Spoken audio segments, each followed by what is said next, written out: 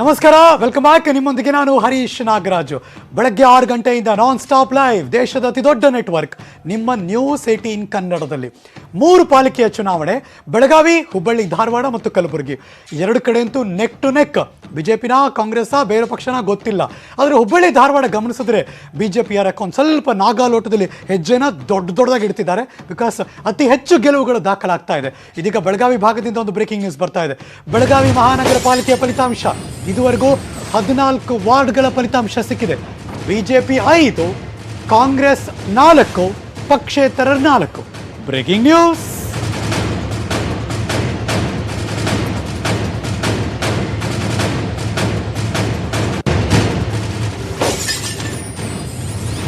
BJP 5, Congress 4, 9 ಆಯಿತು.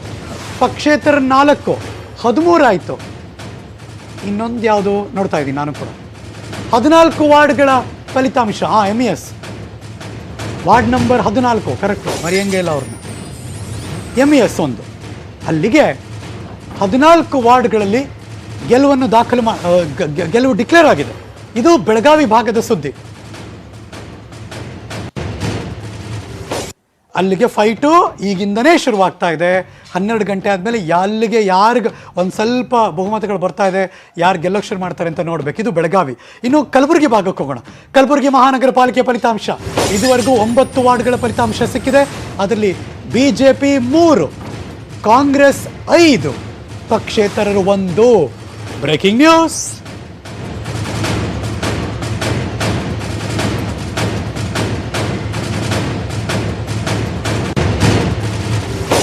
ಈ ಲೆಕ್ಕಾಚಾರದ ಪ್ರಕಾರ ಕಾಂಗ್ರೆಸ್ನವರು ಒಂದು ದೊಡ್ಡ ಹೆಜ್ಜೆ ಇಟ್ಟು ಮುಂದಕ್ಕೆ ಹೋಗ್ತಾ ಇದ್ದಾರೆ. ಯಾಕೆಂದರೆ ಅವ್ರಿಗೆ 5, ಬಿಜೆಪಿ ನೆಕ್ಸ್ಟ್ ಅಲ್ಲೇ ಇದ್ದಾರೆ.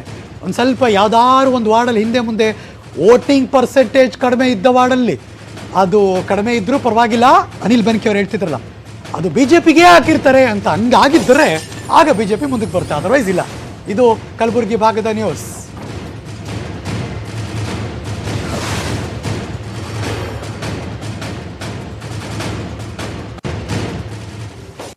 ಸಡನ್ನಾಗಿ ಅಲ್ಲಿ ಕಟ್ ಮಾಡಿದ್ರೆ ನಾನು ಮೈಸೂರಿಗೆ ವಾಪಸ್ ಬಂದ್ಬಿಡ್ತೀನಿ.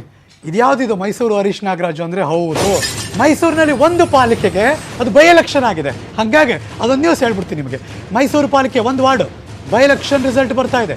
ಕಾಂಗ್ರೆಸ್ನ ರಜನಿ ಅಣ್ಣಯ್ಯ ಈ ಕ್ಷಣ ಮುನ್ನಡೆಯನ್ನು ಸಾಧಿಸಿದ್ದಾರೆ. Breaking news.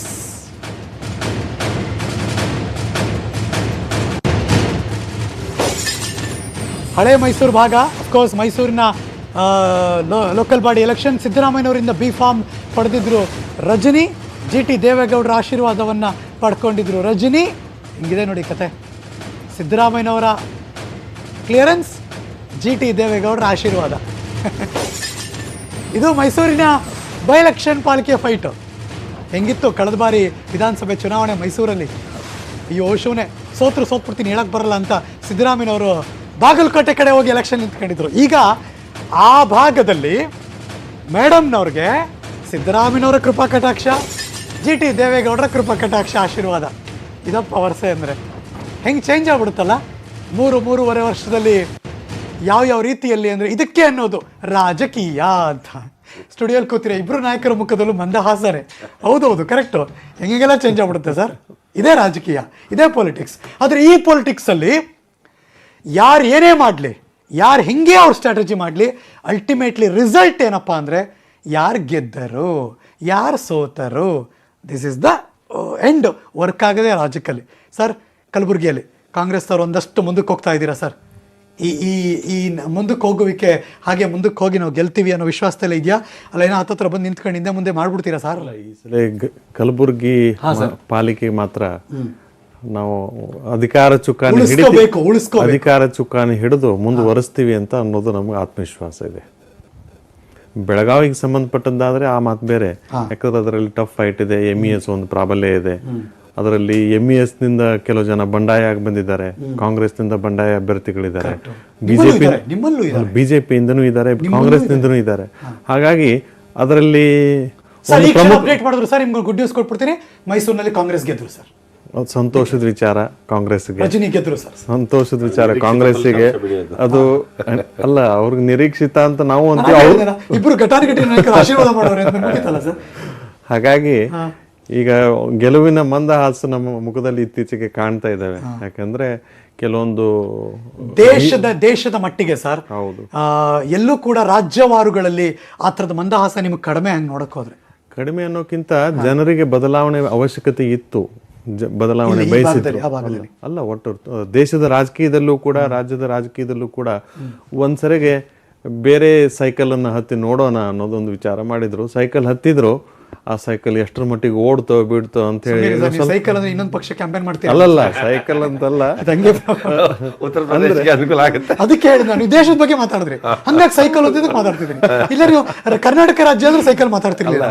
ಇದು ಜೋರಾಗಿ ಓಡುತ್ತೋ ಅಥವಾ ನಿಧಾನವಾಗಿ ಓಡುತ್ತೋ ಅಥವಾ ಬರೀ ಓಡ್ತಿದೆ ಅಂತ ತೋರಿಸ್ತದನೋ ಏನು ಅಂತ ಜನರಿಗೂ ಸ್ವಲ್ಪ ಅನುಭವದ ಅವಶ್ಯಕತೆ ಇತ್ತು. ಸ್ವತಃ ಅನುಭವ ಆಯ್ತು. ಈಗ GST ಆಗಿರ್ಬೋದು, ಮತ್ತೊಂದು ವಿಚಾರಗಳಾಗ್ಲಿ, ಬೆಲೆ ಏರಿಕೆ ಆಗಿರ್ಬೋದು. ಆದ್ರೆ ಲೋಕಲ್ ಬಾಡಿ ಎಲೆಕ್ಷನ್ಗೆಲ್ಲ ಬರಲ್ಲ. ಲೋಕಲ್ ಬಾಡಿ ಎಲೆಕ್ಷನ್ಗೆ ಅವೆಲ್ಲ ಬರದೇ ಇದ್ರೂ ಕೂಡ ಒಂದು ಅನುಭವ ಆಗುತ್ತೆ ಎಲ್ಲ ಪಕ್ಷಗಳಿಗೆ, ಜನರಿಗೂ ಅನುಭವ ಆಗುತ್ತೆ. ಕೆಲವೊಮ್ಮೆ ನಮ್ಮಲ್ಲಿ ಲೋಪದೋಷಗಳು ಇರ್ತವೆ. ನಾವು ಎಲ್ಲಾನು ಸರಿ ಅಂತ ನಾವು ಹೇಳಲ್ಲ. 50 ವರ್ಷಗಟ್ಟಲೆ ಆಡಳಿತ ಮಾಡಿ ನಮ್ಮಲ್ಲಿ ಏನು ಬದಲಾವಣೆ ಆಗಿಲ್ಲ, ಬದಲಾವಣೆ ಅವಶ್ಯಕತೆ ಇಲ್ಲ ಅನ್ನೋದನ್ನು ತಪ್ಪಾಗ್ತದೆ. ಜೆನ್ಯೂನ್ ರಿಪ್ಲೈ ನಿಮ್ಮಿಂದ ಪ್ಲೀಸ್. ಹಾಗಾಗಿ ನಮ್ಮಲ್ಲಿನೂ ಕೂಡ ಕೆಲವೊಂದು ಬದಲಾವಣೆಗಳು ಬೇಕು. ಯಾವ ಲೆವೆಲ್ ಸರ್? ಕಾರ್ಯಕರ್ತರ ಲೆವೆಲ್ ಅಲ್ಲ, ನಾಯಕರ ಲೆವೆಲ್ ಅಲ್ಲ ಸರ್? ನೋಡಿ, ಬದಲಾವಣೆ ಅನ್ನೋದು ಒಂದು ಆಂಗಲ್ದಲ್ಲಿ ಮಾತ್ರ ಯೋಚನೆ ಮಾಡಬಹುದು. ನಾವು ಮಾಡಬಾರ್ದು. ಕನ್ಸರ್ನ್ ಇರೋದಿಲ್ಲ ಕಾಂಗ್ರೆಸ್ಗೆ, ಕನ್ಸರ್ನ್ ಇರೋದಿಲ್ಲ. ಕಾಂಗ್ರೆಸ್ ಕನ್ಸರ್ನ್ ಇರೋದೇನೆಂದ್ರೆ ನಾವು ಜನಾಭಿಪ್ರಾಯವನ್ನ ಅರ್ಥ ಮಾಡಿಕೊಳ್ಳೋದಕ್ಕೆ ಇನ್ನೂ ಹೆಚ್ಚಿನ ಆದ್ಯತೆಯನ್ನು ಕೊಡಬೇಕು. Welcome back to you sir. ಜನಾಭಿಪ್ರಾಯ ಅರ್ಥ ಮಾಡಿಕೊಳ್ಳುವಲ್ಲಿ ಕಾಂಗ್ರೆಸ್ ಆದ್ಯತೆ ಕೊಡಬೇಕು ಅನ್ನೋದು ಸಂಕೇತ್ ಏಣಗಿಯವರ ಮಾತು. Welcome back to you sir. Because ಬೆಳಗಾವಿಯಿಂದ ಒಂದು ಬ್ರೇಕಿಂಗ್ ನ್ಯೂಸ್ ಬರ್ತಾ ಇದೆ. ಬೆಳಗಾವಿಯಲ್ಲಿ MES ಬೆಂಬಲಿತ ಅಭ್ಯರ್ಥಿ ಉದ್ದಟತನ ತೋರಿಸಿದ್ದಾರಂತೆ. ಗೆದ್ದಾಕ್ಷಣ ಉದ್ದಟತನದ ಹೇಳಿಕೆ ಕೊಟ್ಟರು. ರವಿ ಸಾಳುಂಕೆ ಪಾಲಿಕೆ ಮೇಲೆ ಭಗವಧ್ವಜ ಹಾರಿಸ್ತೀವಿ. ಬೇಕಾ ಇವೆಲ್ಲ? Breaking news.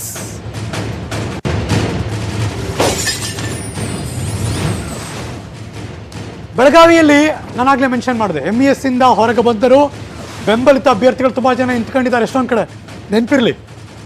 ಈಗಲೂ ಅವರು ಭಾಷಾವಾರು ಆ ರೇಂಜಲ್ಲೇ ಕೆಲಸ ಮಾಡ್ತಿರೋದು.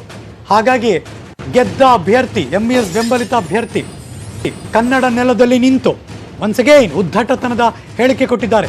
ರವಿ ಸಾಳುಂಕೆ ಪಾಲಿಕೆ ಮೇಲೆ ಭಗವಧ್ವಜ ಹಾರಿಸ್ತೀವಿ ನಾವು.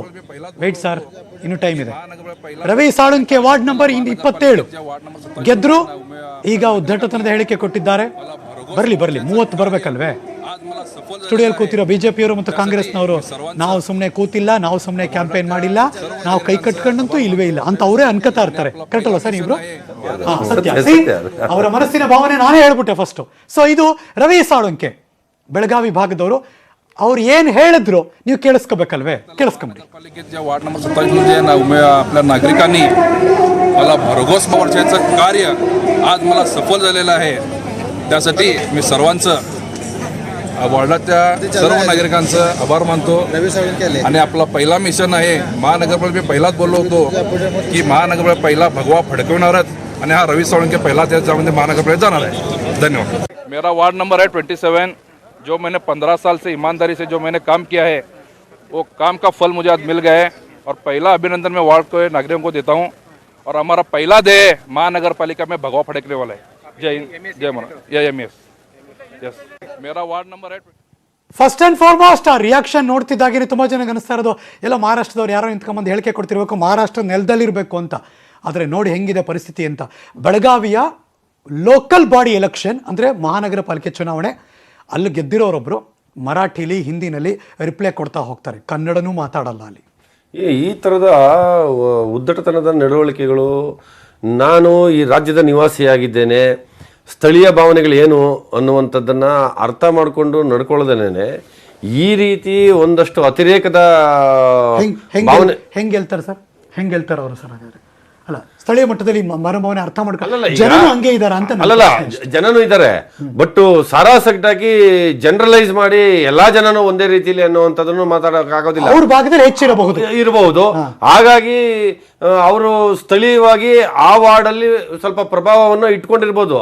ಆದರೆ ವಸ್ತುಸ್ಥಿತಿ ಏನಿದೆ ಅನ್ನುವಂಥದ್ದನ್ನು ಅರ್ಥ ಮಾಡ್ಕೊಳ್ಬೇಕಾಗಿದೆ.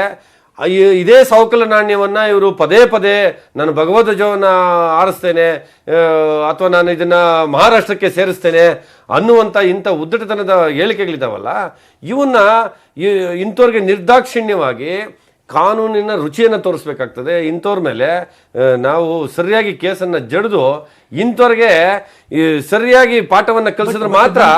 ನನ್ನ ಪ್ರಶ್ನೆ ಸಂಕೇತ ಏನಿಗೆ ಸರ್, ಕಾನೂನಿನ ಪಾಠ ಅಂದಾಗ ಸಾಹೇಬ್ರು ಸುಪ್ರೀಂ ಕೋರ್ಟ್ ಲಾಯರ್ ಇಲ್ಲೇ ಇರೋದ್ರಿಂದ ನಾವ್ಯಾಕೆ ಜನತಾ ಕೋರ್ಟ್ನಲ್ಲಿ ಈ ಅಧಿಕಾರ ಓಟು ಅಂತ ಬಂದಾಗ ನಾವ್ಯಾಕೆ ಪಾಠ ಕಲಿಸೋಕ್ಕಾಗಲಿಲ್ಲ ಸರ್? ಆಗ್ತಿಲ್ಲ ಸರ್ ಇವ್ರಿಗೆ. ನೋಡಿ, ಅದರಲ್ಲಿ ಕೆಲವೊಂದು ವಿಚಾರಗಳು ಬರ್ತವೆ. ಅಲ್ಲಿ ಕಾನ್ಸ್ಟಿಟ್ಯೂನ್ಸಿಗೆ ಸಂಬಂಧಪಟ್ಟಂಗೆ ಇವ್ರು ಏನೋ ಒಂದು ಭರವಸೆ ಕೊಟ್ಟಿರ್ತಾರೆ ಅಥವಾ ಭರವಸೆ ಒಂದು ಕನಸು ತೋರಿಸಿರ್ತಾರೆ. ಆ ವಿಚಾರಗಳಿಂದ ಓಟ್ ಹಾಕಿರ್ತಾರೆ. ಓಟ್ ಹಾಕುವವರೆಗೆ ಇಂಥ ಮಾತುಗಳನ್ನು ಎಂದೂ ಮಾತಾಡಲ್ಲ ಅವರು. ಓಟ್ ಹಾಕಿದ ನಂತರ ಇವರ ಪ್ರವೃತ್ತಿ, ಆನಂತರ ಇವರ ವಿಚಾರಗಳು, ಆನಂತರ ಇವರ ಅಭಿರುಚಿಗಳು ಬೇರೆ ಆಗಿಬಿಡ್ತವೆ.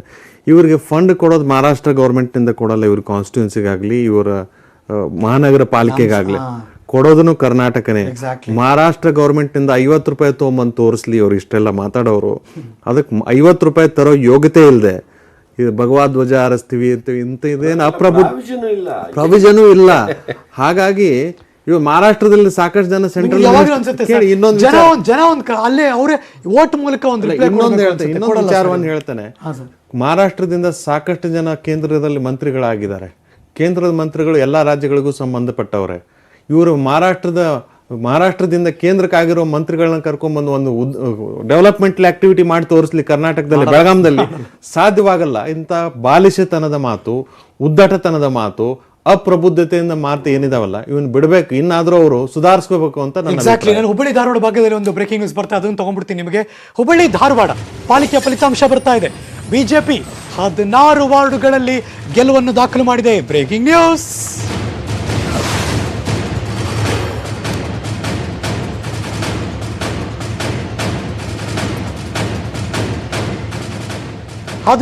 ಬಿಜೆಪಿ ಗೆದ್ದಿದೆ.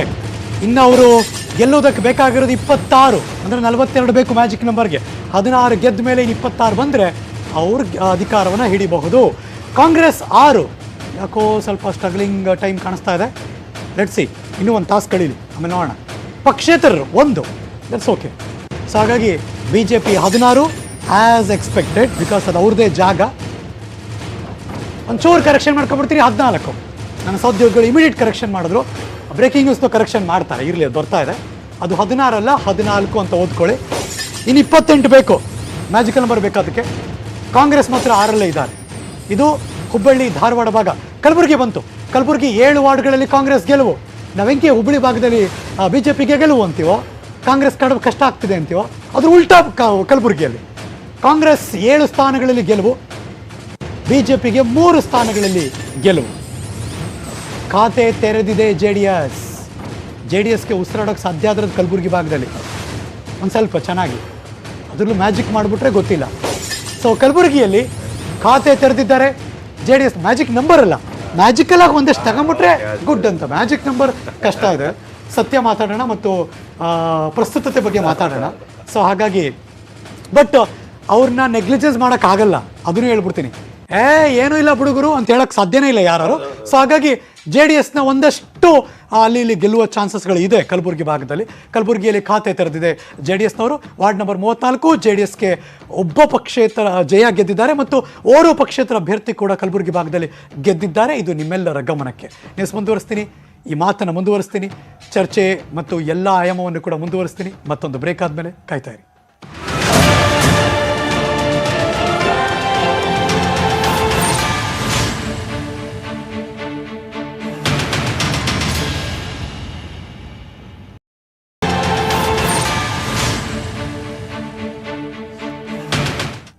ಫೈಟ್ ಅಂತೂ ಜೋರಾಗಿದೆ. 3 ಮಹಾನಗರ ಪಾಲಿಕೆಯ ಫೈಟ್ ಅದು. ನಿಮ್ಮ ನ್ಯೂಸ್ 18 ಕನ್ನಡದಲ್ಲಿ mega updates, continuous follow up. Belagavi ಪಾಲಿಕೆಯಲ್ಲಿ ಇದೀಗ ಬರ್ತಿರುವಂತಹ ಬ್ರೇಕಿಂಗ್ ನ್ಯೂಸ್.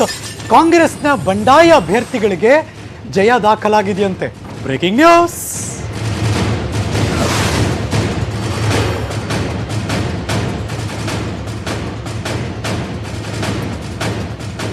ಬೆಳಗಾವಿ ಪಾಲಿಕೆಯಲ್ಲಿ ಕಾಂಗ್ರೆಸ್ನ ಬಂಡಾಯ ಅಭ್ಯರ್ಥಿಗಳಿಗೆ ಜಯ ದಾಖಲಾಗಿದೆ. ಅಜೀಂ ಪಟ್ವೇಗಾರ್ ಬಾಬಾ ಜಾನ್ ಮತವಾಲೆ ಜಯ ಗಳಿಸಿದ್ದಾರೆ.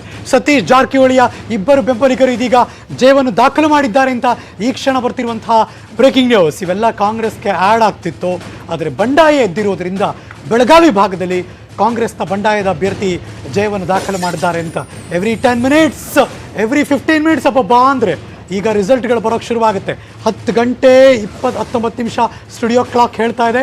ಸೊ ಹಾಗಾಗಿ ಇನ್ನು 1 ತಾಸು ಸಾಕು, ಏನಾಗಬಹುದು ಏನೇನು ಆಗೋಗ್ಬಿಡುತ್ತೆ ಅಂತ ಒಂದು ಅನಾಲಿಸಿಸ್ಗೆ ಬರೋಕ್ಕೆ ಸಾಧ್ಯ ಆಗುತ್ತೆ.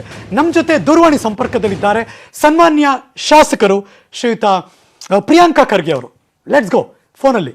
ಸರ್ ನಮಸ್ಕಾರ sir, good morning sir. Good morning, ನಮಸ್ಕಾರ. ಕಲಬುರಗಿ ಭಾಗದಲ್ಲಿ ಕಾಂಗ್ರೆಸ್ ಇತ್ತು, ಈಗಲೂ ಮತ್ತೆ ಕಾಂಗ್ರೆಸ್ಗೆ ಅಧಿಕಾರ ಬರುವ ಪ್ರಾರಂಭದ ಮುನ್ಸೂಚನೆ ಸಿಗ್ತಾ ಇದೆ. ಬಿಕಾಸ್ ಒಂದಷ್ಟು ಗೆಲುವನ್ನ ಹೆಚ್ಚು ಮಟ್ಟದಲ್ಲಿ ದಾಖಲು ಮಾಡ್ತಿದ್ದೀರಿ. ಈ ಬಾರಿ ಏನ್ ಚಾಲೆಂಜ್ ಇತ್ತು ಸರ್ ಕಲಬುರಗಿ ಭಾಗದಲ್ಲಿ? ಈಗ ಇನ್ನ ಬರೀ ಲೀಡ್ ಇದೆ, ಹಾ. ಮತ್ತೆ 8 ಕಡೆ ಕಾಯಂ ಆಗಿದೆ ಅಂತ ಹೌದು ಇದೆ. ಹೌದು, ಇನ್ನ ನೋಡೋಣ, ಇನ್ನ ನೀವು ಹೇಳ್ದಂಗೆ ಇನ್ನ 1-1.5 ತಾಸಿನಲ್ಲಿ ಹಾ ಸರ್, ಸ್ಪಷ್ಟವಾಗಿ ಚಿತ್ರಣ ಸಿಗುತ್ತೆ. ಆದ್ರೆ ಸರ್ ಆತಂಕ ಇದೆಯೋ ಆತ್ಮವಿಶ್ವಾಸ ಇದೆಯೋ? ಇಲ್ಲ, ಆತ್ಮವಿಶ್ವಾಸ ಇದೆ.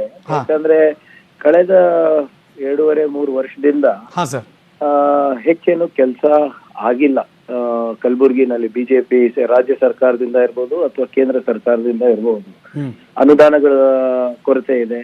ಯೋಜನೆಗಳು ಕೇಂದ್ರ ಸರ್ಕಾರದ ಏನ್ ಯೋಜನೆಗಳಿತ್ತು ಎಲ್ಲಾನು ವಾಪಸ್ ತಕೊಂಡಿದ್ದಾರೆ. ಮತ್ತೆ ಯಾವುದೇ ರೀತಿಯಾದಂತ ವಿಶೇಷವಾದಂತ ಅನುದಾನ ರೀಜನಲ್ ಹೆಡ್ ಕ್ವಾರ್ಟರ್ಸ್ ಕೊಟ್ಟಿಲ್ಲ. ಮತ್ತೆ ನಿರಂತರವಾಗಿ ಕಲ್ಯಾಣ ಕರ್ನಾಟಕಕ್ಕೆ ಆಗ್ತಾ ಇರೋ ಅನ್ಯಾಯಗಳ ಜನರು ನೋಡ್ತಾ ಇದ್ದಾರೆ. ಮತ್ತೆ ನಿಮ್ ಬೆಲೆ ಏರಿಕೆ, ನಿಮ್ಮ ಗ್ಯಾಸ್ ಸಿಲಿಂಡರ್ ಬೆಲೆ, ನಿಮ್ಮ ಪೆಟ್ರೋಲ್ ಬೆಲೆ, ಇವೆಲ್ಲಾನು ಕೂಡ ಜನರ ಮನಸ್ಸು ಮುಟ್ಟಿದೆ ಅಂತ ನಾನು ಭಾವಿಸ್ತಾ ಇದ್ದೀನಿ. ಹಾ ಸರ್, ಹಾ ಸರ್. ಸರ್ ಈ ಬಾರಿ ನೀವಂತೂ ಕ್ಯಾಂಪೇನ್ ಮಾಡಿದ್ರಿ ಸರ್, ಇಲ್ಲ ಅಂತಲ್ಲ, ನೋಡಿದ್ವಿ ನಾವು. ಆದರೆ ದೊಡ್ಡ ದೊಡ್ಡ ಘಟಾನುಘಟಿ ನಾಯಕರು ಬೆಂಗಳೂರಿಂದ ಅಥವಾ ಈ ಭಾಗದಿಂದ ಬಂದಿರಲಿಲ್ಲ ಸರ್. ಅಂದರೆ ನೀವೇ ಅದನ್ನ ಮ್ಯಾನೇಜ್ ಮಾಡೋಕ್ಕಾಗುತ್ತೆ, ಏನು ಪ್ರಾಬ್ಲಮ್ ಇಲ್ಲ, ಆ ಥರದ ಆತ್ಮವಿಶ್ವಾಸನ ಸರ್ ಅದು? ಇಲ್ಲ, ಅಂದ್ರೆ ನೋಡಿ, ಎಲ್ಲರೂ ಸಾಮೂಹಿಕ ನಾಯಕ. ಅಂದ್ರೆ ಬೆಳಗಾವಿಗೆ ಬಂದಿರಲ್ಲ ಸರ್, ಇಲ್ಲಿಗೆ ಬರ್ಲಿಲ್ವಲ್ಲ, ಅದಕ್ಕೆ ಡಿಸ್ಕಷನ್ ಇಲ್ಲ ಇಲ್ಲ, ಎಲ್ಲಾನು ಅವ್ರವ್ರಿಗೆ ಏನು ಸ್ವಂತ ಜವಾಬ್ದಾರಿ ಹಂಚಿಕೆ ಆಗಿತ್ತು. ಮಾನ್ಯ ಡಿ ಕೆ ಶಿವಕುಮಾರ್ ಸಾಹೇಬ್ರು ಮತ್ತೆ ಸಿದ್ದರಾಮಯ್ಯ ಸಾಹೇಬ್ರು ನೇತೃತ್ವದಲ್ಲಿ. ಈಗ ನಮ್ಮ ಭಾಗದಲ್ಲಿ ನಮ್ದಾದಂತ ಕಾರ್ಯಾಧ್ಯಕ್ಷರು ಇದ್ರು, ಈಶ್ವರ್ ಖಂಡ್ರೆ ಅವ್ರು ಬಂದು ಅಲ್ಲೇ ಇದ್ರು, HR ಪಾಟೀಲ್ ಸಾಹೇಬ್ರು ಬಂದಿದ್ರು. ಸೊ ಹೀಗೆ ಎಲ್ಲರಿಗೂ ಏನು ಸ್ಪೆಸಿಫಿಕ್ ಟಾಸ್ಕ್ ಅನ್ನ ಕೊಟ್ಟಿ ಕಳಿಸಿದ್ರು PCC ಇಂದ. ನಾವು ಕೂಡ ಸ್ಥಳೀಯ ಮುಖಂಡರು ಎಲ್ಲರೂ ಸೇರಿ, ಜಿಲ್ಲಾಧ್ಯಕ್ಷರು ಇರ್ಬೋದು, ಮಾಜಿ ಸಚಿವರುಗಳಿರ್ಬೋದು, ಮಾಜಿ ಶಾಸಕರು ಇರ್ಬೋದು, ಸ್ಥಳೀಯ ಮುಖಂಡರು ಎಲ್ಲರೂ ಕೂಡ ಸಂಘಟನೆ ಮುಖಾಂತರ ನಾವು ಮಾಡಿರೋದು. ಸರ್ ನಂದೊಂದು ಪ್ರಶ್ನೆ ಇದೆ ಸರ್, ಇದು ಲೋಕಲ್ ಬಾಡಿ ಎಲೆಕ್ಷನ್ ಆಗಿರೋದ್ರಿಂದ ಯಾರು ಅದೇ ಜಾಗದಲ್ಲಿ ಭದ್ರಕೋಟೆ ಹಾಕಿರ್ತಾರೆ, ಆಡಳಿತ ವಿರೋಧಿ ಅಲೆ ಸ್ವಭಾವತಃ ಎಷ್ಟೋ ಸರಿ ಇರುತ್ತೆ, ಬಟ್ ಎಷ್ಟೋ ಸರಿ ಇರಲ್ಲ, ನಿಜ. ಆದರೆ ಈ ಲೋಕಲ್ ಬಾಡಿನಲ್ಲಿ ಈಗಾಗಲೇ ಕಾಂಗ್ರೆಸ್ ಇದ್ರಿ ಅಲ್ಲಿ, ಬಟ್ ಜನ ಈಗ ವೋಟ್ ಮಾಡ್ಬೇಕಾದ್ರೆ ನಮ್ಮ ಭಾಗ ಕಾಂಗ್ರೆಸ್ ಮೊದಲೇ ಇತ್ತು, ಈಗ ಹಾಕ್ಬೇಕೋ ಬೇಡ ಅಂತ ಯೋಚನೆ ಮಾಡ್ತಾರಾ, ಅಥವಾ ರಾಜ್ಯ ಸರ್ಕಾರದಲ್ಲಿ BJP ಇದೆ, ನಾವು ಯಾವ ಕಡೆ ಹೋಗೋದು ಅಂತ ಯೋಚನೆ ಮಾಡ್ತಾರಾ ಸರ್ ನಿಮ್ಮ ಪ್ರಕಾರ? ನೋಡಿ, ನನ್ನ ಪ್ರಕಾರ ಲೋಕಲ್ ಇಶ್ಯೂಸ್ ಬಹಳ ಇದೆ ನಮ್ ಕಡೆ. ಆಮೇಲೆ ಇದು ಕಲಬುರ್ಗಿನಲ್ಲಿ ಚುನಾವಣೆ ಆಗ್ತಾ 2 ವರ್ಷದ ಹಿಂದೆನೆ ಚುನಾವಣೆ ಆಗ್ಬೇಕಾಗಿತ್ತು. ಹೌದು, ಇದು ಚುನಾವಣೆ ಆಗ್ತಾ ಇರೋದು ಒಂದು ರಿಟ್ ಪಿಟಿಷನ್ ಇಂದ. ಅದು ಕಾಂಗ್ರೆಸ್ ಪಾರ್ಟಿಯವರೇ ಹಾಕಿದ್ದದು ರಿಟ್ ಪಿಟಿಷನ್. ಯಾಕಂದ್ರೆ ಈಗ ಜನರ ಧ್ವನಿನೇ ಮಹಾನಗರ ಪಾಲಿಕೆನಲ್ಲಿ ಕೇಳಿಸ್ತಾ ಇಲ್ಲ ಅಂದ್ರೆ ಅಭಿವೃದ್ಧಿ ಹೇಗಾಗುತ್ತೆ? ಸೊ ಜನರು ಅದೆಲ್ಲ ನೆನಪಿಸ್ಕೊಂಡು ಅದೆಲ್ಲ ತಿಳ್ಕೊಂಡು ಈ ಸರಿ ಮತ ನೀಡಿದಾರೆ ಅಂತ ನಂದು ಅಭಿಪ್ರಾಯ ಆಗಿದೆ. ಓಕೆ, ಎನಿ ಅಂದ್ರೆ ಮ್ಯಾಜಿಕಲ್ ನಂಬರ್ ಅಂದ್ರೆ 28 ಬೇಕು ಸರ್. ಹೌದು, ಟ್ರೈಂಗ್ ನಾನು ಹೇಳ್ದಂಗೆ ಅಲ್ಟಿಮೇಟ್ಲಿ ಅದೇ ಅಲ್ವಾ ಸರ್ ಕೌಂಟ್ ಆಗೋದು? Ultimately numbers is what decides. I agree with you. Exactly, ನಾನು ಹೇಳ್ದಂಗೆ ಇಶ್ಯೂಸ್ ಮೇಲೆ ಇವತ್ತು ಜನ ವೋಟ್ ಮಾಡಿದ್ದಾರೆ, ಅದು ಬಹಳ ಸಂತೋಷ. ಸುಮ್ನೆ ಯಾವ್ದೋ ಒಂದು ಜಾತಿ ಲೆಕ್ಕಾಚಾರ, ಯಾವ್ದೋ ಒಂದು ಬೇರೆ ಗಾಳಿನಲ್ಲಿ ಗುಂಡ ಹಾರಿಸಿದಂತ ಇಶ್ಯೂಗಳ ಮೇಲೆ ಅಲ್ಲ, ಆಕ್ಚುಯಲ್ ಇಶ್ಯೂಸ್ ಮೇಲೆ ಯಾರು ಆ ಸಮಸ್ಯೆಗಳಿಗೆ ಪ್ರಾಮಾಣಿಕವಾಗಿ ಪರಿಹಾರ ಕಂಡುಕೊಳ್ಳಿಕ್ಕೆ ಪ್ರಯತ್ನ ಮಾಡ್ತಾರೆ. ವೋಟಿಂಗ್ ಪರ್ಸೆಂಟೇಜ್ ಏನಾದ್ರೂ ಪ್ರಭಾವ ಬೀರುತ್ತಾ ಸರ್? ಬೀರುವುದಾದರೆ ನಿಮ್ಗೆ ಅಡ್ವಾಂಟೇಜ್ ಡಿಸ್ಅಡ್ವಾಂಟೇಜ್ ಸರ್? ಸಹಜವಾಗಿ ವೋಟಿಂಗ್ ಪರ್ಸೆಂಟೇಜ್ ಡಿಪೆಂಡಿಂಗ್ ಆನ್ ಅದೇನು ಹೇಳ್ದಂಗೆ ಸೋಶಿಯೋ ಎಕನಾಮಿಕ್ ಡೆಮೋಗ್ರಫಿ ಏನಿರುತ್ತೆ ಅದ್ರ ಮೇಲೆ ಡಿಪೆಂಡ್ ಆಗಿ. ಕಡಿಮೆ ಆದ್ರೆ ಬೆಳಗಾವಿ ಭಾಗದಲ್ಲಿ ಒಂದು ರಿಸಲ್ಟ್ ಇರುತ್ತೆ, ಕಲಬುರಗಿ ಭಾಗದಲ್ಲಿ ಒಂದು ರಿಸಲ್ಟ್ ಇರುತ್ತೆ ಸರ್. ಡೆಫಿನೆಟ್ಲಿ ಎಲ್ಲ ಅವ್ರವ್ರ ನಾನು ಹೇಳ್ದಂಗೆ ಡೆಮೋಗ್ರಫಿ ಮೇಲೆ ಡಿಪೆಂಡ್ ಅಲ್ವಾ? ಓಕೆ, ಬಟ್ ಅದು ಕಾಂಗ್ರೆಸ್ಗೆ ಅಡ್ವಾಂಟೇಜ್ ಸರ್ ಈ ಸರಿ? ಅಡ್ವಾಂಟೇಜ್ ನಂಬರ್ಸ್ ನೋಡ್ತಾ ಇದ್ರೆ ಅಡ್ವಾಂಟೇಜಸ್ ಅಂತಾನೆ ಕಾಣಿಸ್ತಾ ಇದೆ ಅಲ್ಲ ಮೇಲ್ನೋಟಕ್ಕೆ. Data if you see the number, it looks advantages in Kalaburagi. I am not sure about the other places, ಅದನ್ನ ನಾನು ನೋಡಿಲ್ಲ. ಹಾ, ಹಾ. ಕಲಬುರ್ಗಿನಲ್ಲಿ ಸದ್ಯಕ್ಕಂತೂ ನೀವು ಹೇಳ್ದಂಗೆ ಮೇಲ್ಗೈ ಇದೆ. ಇದು ಹಿಂಗೆ ಮುನ್ನಡೆದ್ರೆ 100% ಆಗಿ ನಮ್ಮ ಧ್ವಜ ಮಹಾನಗರ ಪಾಲಿಕೆನಲ್ಲಿ ಹಾರುತ್ತೆ. Sir, good luck sir, all the best. Thank you so much. News 18 ಜೊತೆ ಮಾತಾಡೋದಕ್ಕೆ. ಸನ್ಮಾನ್ಯ ಶಾಸಕರು ಪ್ರಿಯಾಂಕಾ ಖರ್ಗೆ ಅವರು ಸ್ಟುಡಿಯೋಗೆ ವಾಪಸ್ ಬರ್ತೀನಿ. ನಮ್ಮ ಜೊತೆ ಫೈನಲ್ ಒಂದು ರಿಯಾಕ್ಷನ್ ಕೊಟ್ಟು ಅವ್ರನ್ನ ಕಳಿಸ್ಕೊಳ್ಳೋಣ. ಅಫ್ಕೋರ್ಸ್ ಸಂಕೇತ ಎಣಿಗೆ ಅವರು ಇದ್ದೇ ಇರ್ತಾರೆ. MR ವೆಂಕಟೇಶ್ ಅವರು, ಭಾರತೀಯ ಜನತಾ ಪಕ್ಷ. ಈಗ ಪ್ರಿಯಾಂಕಾ ಖರ್ಗೆ ಅವರು ಮಾತಾಡ್ತಾ ಇದ್ದದ್ದಕ್ಕೆ ನಾನೊಂದು ಸ್ಮಾಲ್ ರಿಯಾಕ್ಷನ್. ಕಲಬುರಗಿ ಭಾಗ ಪ್ಲೀಸ್. ಇವತ್ತು ಅಂತಿಮ ಚುನಾವಣಾ ಫಲಿತಾಂಶ ಏನೇ ಇರ್ಬೋದು, ಅದರಲ್ಲಿ ಈಗ ಮೇಲ್ನೋಟಕ್ಕೆ ಕಾಂಗ್ರೆಸ್ ಮುಂದಿದೆ ಅನ್ನುವಂಥದ್ದನ್ನು ನಾವು ಕಾಣ್ತಾ ಇದ್ದೇವೆ.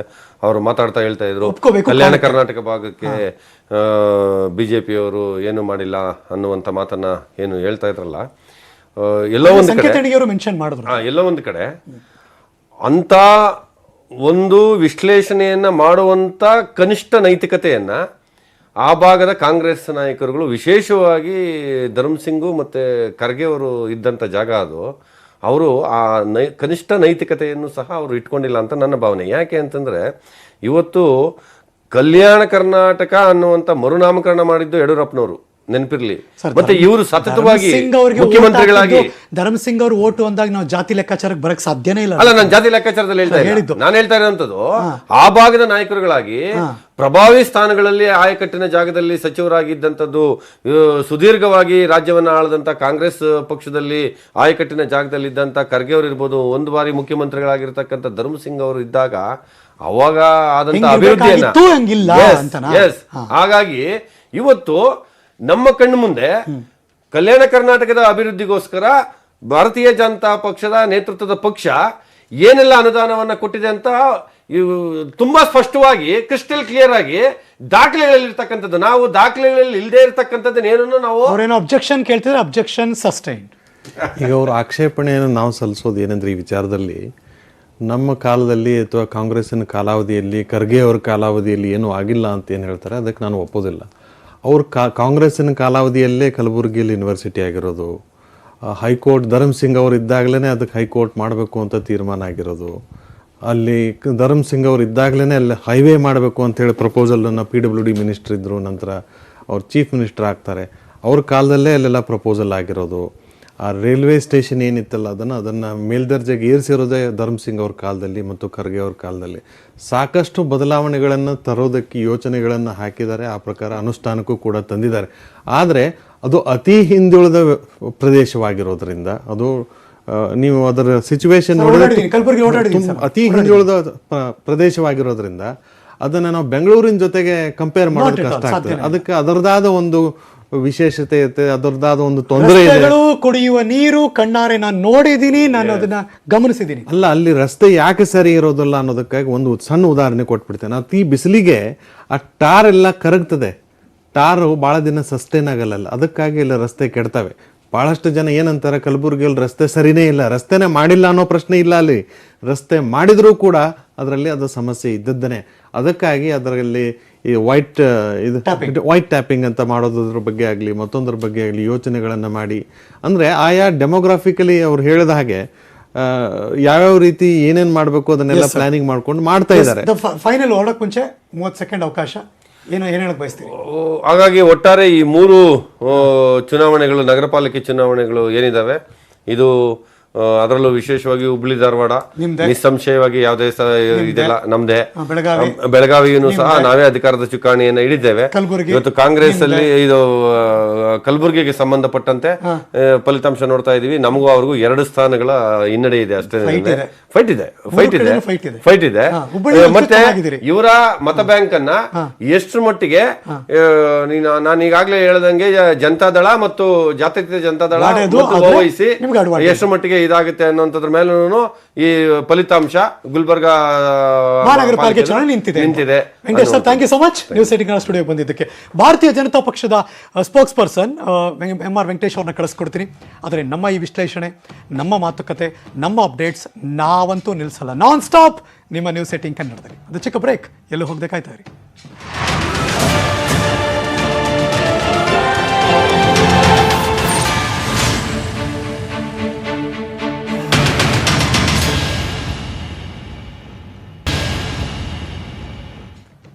Welcome back. ಈಗ 3 ಮಹಾನಗರ ಪಾಲಿಕೆ ಫಲಿತಾಂಶಗಳ ಪೈಕಿ ನೋಡೋದಾದ್ರೆ ಒಂದಿಷ್ಟು ಅಚ್ಚರಿಯ ಬೆಳವಣಿಗೆಗಳು ನಡೀತಾ ಇದೆ. ಬಹುಶಃ ಇದು ರಾಜ್ಯ ರಾಜಕಾರಣದ ಮೇಲೆ ಏನಾದರೂ ಪರಿಣಾಮ ಬೀರುತ್ತಾ, ದಿಕ್ಸೂಚಿ ಆಗುತ್ತಾ ಮುಂದಿನ ಚುನಾವಣೆಗೆ? ಈ ಬಗ್ಗೆ ಕೂಡ ಈ ಆಂಗಲ್ ನಲ್ಲೂ ಕೂಡ ಚರ್ಚೆಗಳಾಗ್ತಾ ಇದೆ. ಈಗ ಕಾಂಗ್ರೆಸ್ ವಕ್ತಾರ ಇಲ್ಲಿರೋದ್ರಿಂದ ನಾನು ಕೇಳ ಬಯಸ್ತೀನಿ ಸರ್, ಈಗ ಬೆಳಗಾವಿಯಲ್ಲಿ ಕಾಂಗ್ರೆಸ್ ಒಂದಿಷ್ಟು ಪ್ರಯತ್ನಗಳನ್ನ ಪಟ್ಟಿದ್ರೆ ಒಂದಿಷ್ಟು ಸೀಟ್ ಹೆಚ್ಚುವರಿಯಾಗಿ ಗೆಲ್ಲಬಹುದಿತ್ತು ಅನ್ಸುತ್ತಾ? ಅಲ್ಲ, ಕಾಂಗ್ರೆಸ್ ಸಾಕಷ್ಟು ಪ್ರಯತ್ನವನ್ನು ಮಾಡಿದೆ. ಇಷ್ಟು ದಿನ ಅದು ಮಹಾರಾಷ್ಟ್ರ ಏಕೀಕರಣ ಸಮಿತಿಯ ಹಿಡಿತದಲ್ಲಿರೋದ್ರಿಂದ ಅದರ ಕಪಿಮುಷ್ಟಿಯಿಂದ ಹೊರಗೆ ತರೋದು ಸ್ವಲ್ಪ ಕಷ್ಟ ಆಗುತ್ತೆ. ಹಾಗಾಗಿ ಸಾಕಷ್ಟು ಪ್ರಯತ್ನವನ್ನು ಮಾಡಲಾಗಿದೆ. ಸಾಕಷ್ಟು ಜನ ನಮ್ಮ ಕಾಂಗ್ರೆಸ್ನಿಂದನೂ ಕೂಡ ರೆಬೆಲ್ ಕ್ಯಾಂಡಿಡೇಟ್ ಆಗಿ ನಿಂತ್ಕೊಂಡಿದ್ದಾರೆ. ಮತ್ತು ಹಾಗಾಗಿ ತಳಮಟ್ಟದಲ್ಲಿ ಅವ್ರನ್ನೆಲ್ಲ ಸಮಾಧಾನ ಮಾಡೋದು ಹೌದು, ಪ್ರಯತ್ನಗಳಾಗುತ್ತೆ. ಕೆಲವೊಂದ್ಸತಿ ಲೋಕಲ್ ಲೀಡರ್ಸ್ ಅದನ್ನ ಒಪ್ಕೊಳ್ಳೋದಕ್ಕೆ ಹೋಗಲ್ಲ. ನಮ್ಮ ಪ್ರತಿಷ್ಠೆ ಇದೆ, ನಾವು ದುಡ್ದಿದೀವಿ, ನಮಗೆ ಬೇಕು ಅಂತ ಕೇಳ್ತಾರೆ. ಅಕಸ್ಮಾತ್ ಕೂರಿಸಿ ಮಾತುಕತೆ ಮಾಡಿದ್ರು ಅದು ಸಕ್ಸಸ್ ಆಗುತ್ತೆ ಅಂತ ಹೇಳಕ್ಕಾಗಲ್ಲ. ಬಟ್ ಇಲ್ಲಿ ದೊಡ್ಡ ದೊಡ್ಡ ಲೀಡರ್ಸ್ ಅವರು ಒಳಬೇಗುದಿಯಿಂದಾಗಿ ಪಕ್ಷಕ್ಕೆ ನಷ್ಟ ಆಯಿತು ಅಂತ ಅನ್ಸಲ್ವಾ? ಫಾರ್ ಎಕ್ಸಾಂಪಲ್ ನೋಡಿ, ಸತೀಶ್ ಜಾರಕಿಹೊಳಿ, ಫಿರೋಜ್ ಸೇಠ್ ಅವ್ರ ಮಧ್ಯದಲ್ಲಿ ಒಂದು ಕೋಆರ್ಡಿನೇಷನ್ ಇರಲಿಲ್ಲ. ಅವ್ರವ್ರದೇ ಆಗಬೇಕು ಅಂತ ಸಾಧಿಸಕ್ ಹೋಗಿ ಈ ಪರಿಸ್ಥಿತಿಗೆ ಬಂತು ಅಂತ ಅನ್ಸಲ್ವಾ? ಅಲ್ಲಿ ಆ ಥರ ಏನಿಲ್ಲ. ಯಾಕಂದ್ರೆ ಎಲ್ಲ ಸಮನ್ವಯತೆ ಏನು ಕೊರತೆ ಇಲ್ಲ ನಮ್ಮಲ್ಲಿ. ಪ್ರಶ್ನೆ ಬಂದಿರೋದು ಏನಂದ್ರೆ, ಕೆಲವೊಬ್ಬರಿಗೆ ಕೆಲವೊಂದು ಪ್ರದೇಶಗಳನ್ನು ವಿಂಗಡಣೆ ಮಾಡಿ ಅವ್ರಿಗೆ ಜವಾಬ್ದಾರಿ ಕೊಡಲಾಗಿದೆ. ಅಲ್ಲಿ ಯಾವಾಗಿದ್ರೂ ಕೂಡ ಕ್ಯಾಂಡಿಡೇಟ್ಗಳ ಮಧ್ಯೆ ತಿಕ್ಕಾಟ ಇದ್ದೇ ಇರ್ತದೆ. ಒಂದು ಕಾನ್ಸ್ಟಿಟ್ಯೂನ್ಸ್ ಅಂದಾಗ ಸಾಕಷ್ಟು ಅದರಲ್ಲಿ ಅಪೇಕ್ಷೆ ಹೊಂದಿದವರು ಸಾಕಷ್ಟು ಜನ ಇರ್ತಾರೆ. ಹಾಗಾಗಿ ಕೆಲವೊಂದು ಕೆಳಮಟ್ಟದಲ್ಲಿ ಈ ಥರ ಕೆಲವೊಂದು ಫೈಟ್ಗಳಾಗ್ತವೆ ಅಥವಾ ಭಿನ್ನಾಭಿಪ್ರಾಯಗಳು ಇರ್ತವೆ. ಆದರೆ ಮೇಲ್ಮಟ್ಟದಲ್ಲಿ ನಾಯಕತ್ವದಲ್ಲಿ ಏನು ತೊಂದರೆ ಇಲ್ಲ ಅಂತ ನನ್ನ ಅಭಿಪ್ರಾಯ. ಫೈನ್. ಇನ್ನು ಕಲಬುರಗಿ ವಿಚಾರವಾಗಿ ಆಗ್ಲೇ ಪ್ರಿಯಾಂಕ್ ಖರ್ಗೆ ಮಾತಾಡೋದನ್ನ ಎಲ್ಲರೂ ಕೇಳಿಸ್ಕೊಂಡಿದ್ದಾರೆ, ನೀವು ಇದ್ರಿ ಇಲ್ಲಿ. ಸೊ ಇನ್ನು ಕಲಬುರಗಿ ವಿಚಾರದಲ್ಲಿ ನೋಡೋದಾದ್ರೆ, ಅವ್ರ ತಂದೆ ಸಕ್ರಿಯವಾಗಿ ಇಲ್ಲಿ ಇಲ್ಲದೆ ಇರೋದು, ಅಂದ್ರೆ ಕಲಬುರಗಿ ರಾಜಕಾರಣದಲ್ಲಿ ಇಲ್ಲದೆ ಇರೋದು ಅಥವಾ ರಾಜ್ಯ ರಾಜಕಾರಣದಲ್ಲಿ ಇಲ್ಲದೆ ಇರೋದು, ಒಂದ್ಸತಿ ಅವ್ರೀಗ ಸೋತ ಮೇಲೆ ಅಷ್ಟಾಗಿ ಇಂಟ್ರೆಸ್ಟ್ ತಗೊಳ್ತಾ ಇಲ್ಲ ಲೋಕಲ್ ಪಾಲಿಟಿಕ್ಸ್ ಅಲ್ಲಿ ಅಂತ ಅನ್ಸಲ್ವಾ? ಈ ಬಗ್ಗೆ ಚರ್ಚೆ ಆಗ್ತಿದೆ, ಅದಕ್ಕೆ ಕೇಳ್ತಿರೋದು. ಇಲ್ಲ, ಲೋಕಲ್ ಪಾಲಿಟಿಕ್ಸ್ ಬಗ್ಗೆ ಅವರು ಅಲಕ್ಷ್ಯ ಮಾಡಿದ್ದಾರೆ ಅನ್ನೋ ಪ್ರಶ್ನೆ ಇಲ್ಲ. ಆದರೆ ರಾಷ್ಟ್ರದ ರಾಜಕಾರಣದಲ್ಲಿ ಅವರು ಪ್ರಮುಖವಾದ ಒಂದು ಜವಾಬ್ದಾರಿ ಹೊಂದಿರೋದ್ರಿಂದ ಆ ನಿಟ್ಟಿನಲ್ಲಿ ಆ ಜವಾಬ್ದಾರಿಯನ್ನು ಅವರು ಬಹಳ ನಿರ್ವಹಣೆ ಜಾಸ್ತಿ ಮಾಡಬೇಕಾಗಿರೋದ್ರಿಂದ ಇದರ ಬಗ್ಗೆ ಅವರು ಗಮನವನ್ನು ಹರಿಸೋದಕ್ಕೆ ವಿಶೇಷವಾಗಿ ಮೊದಲಿನ ರೀತಿ ಆಗ್ತಾ ಇಲ್ಲ ಅಂತ ಅನ್ನೋದನ್ನ ನಾವು ಒಪ್ಕೊಂತೇವೆ. ಆದರೆ ಇದನ್ನು ಅಲಕ್ಷ್ಯ ಮಾಡಿದ್ದಾರೆ ಅಥವಾ ಇದರ ಬಗ್ಗೆ ಕಾಳಜಿನೇ ಇಲ್ಲ ಅನ್ನೋದನ್ನು ಏನಿದೆ ಅದು ತಪ್ಪು.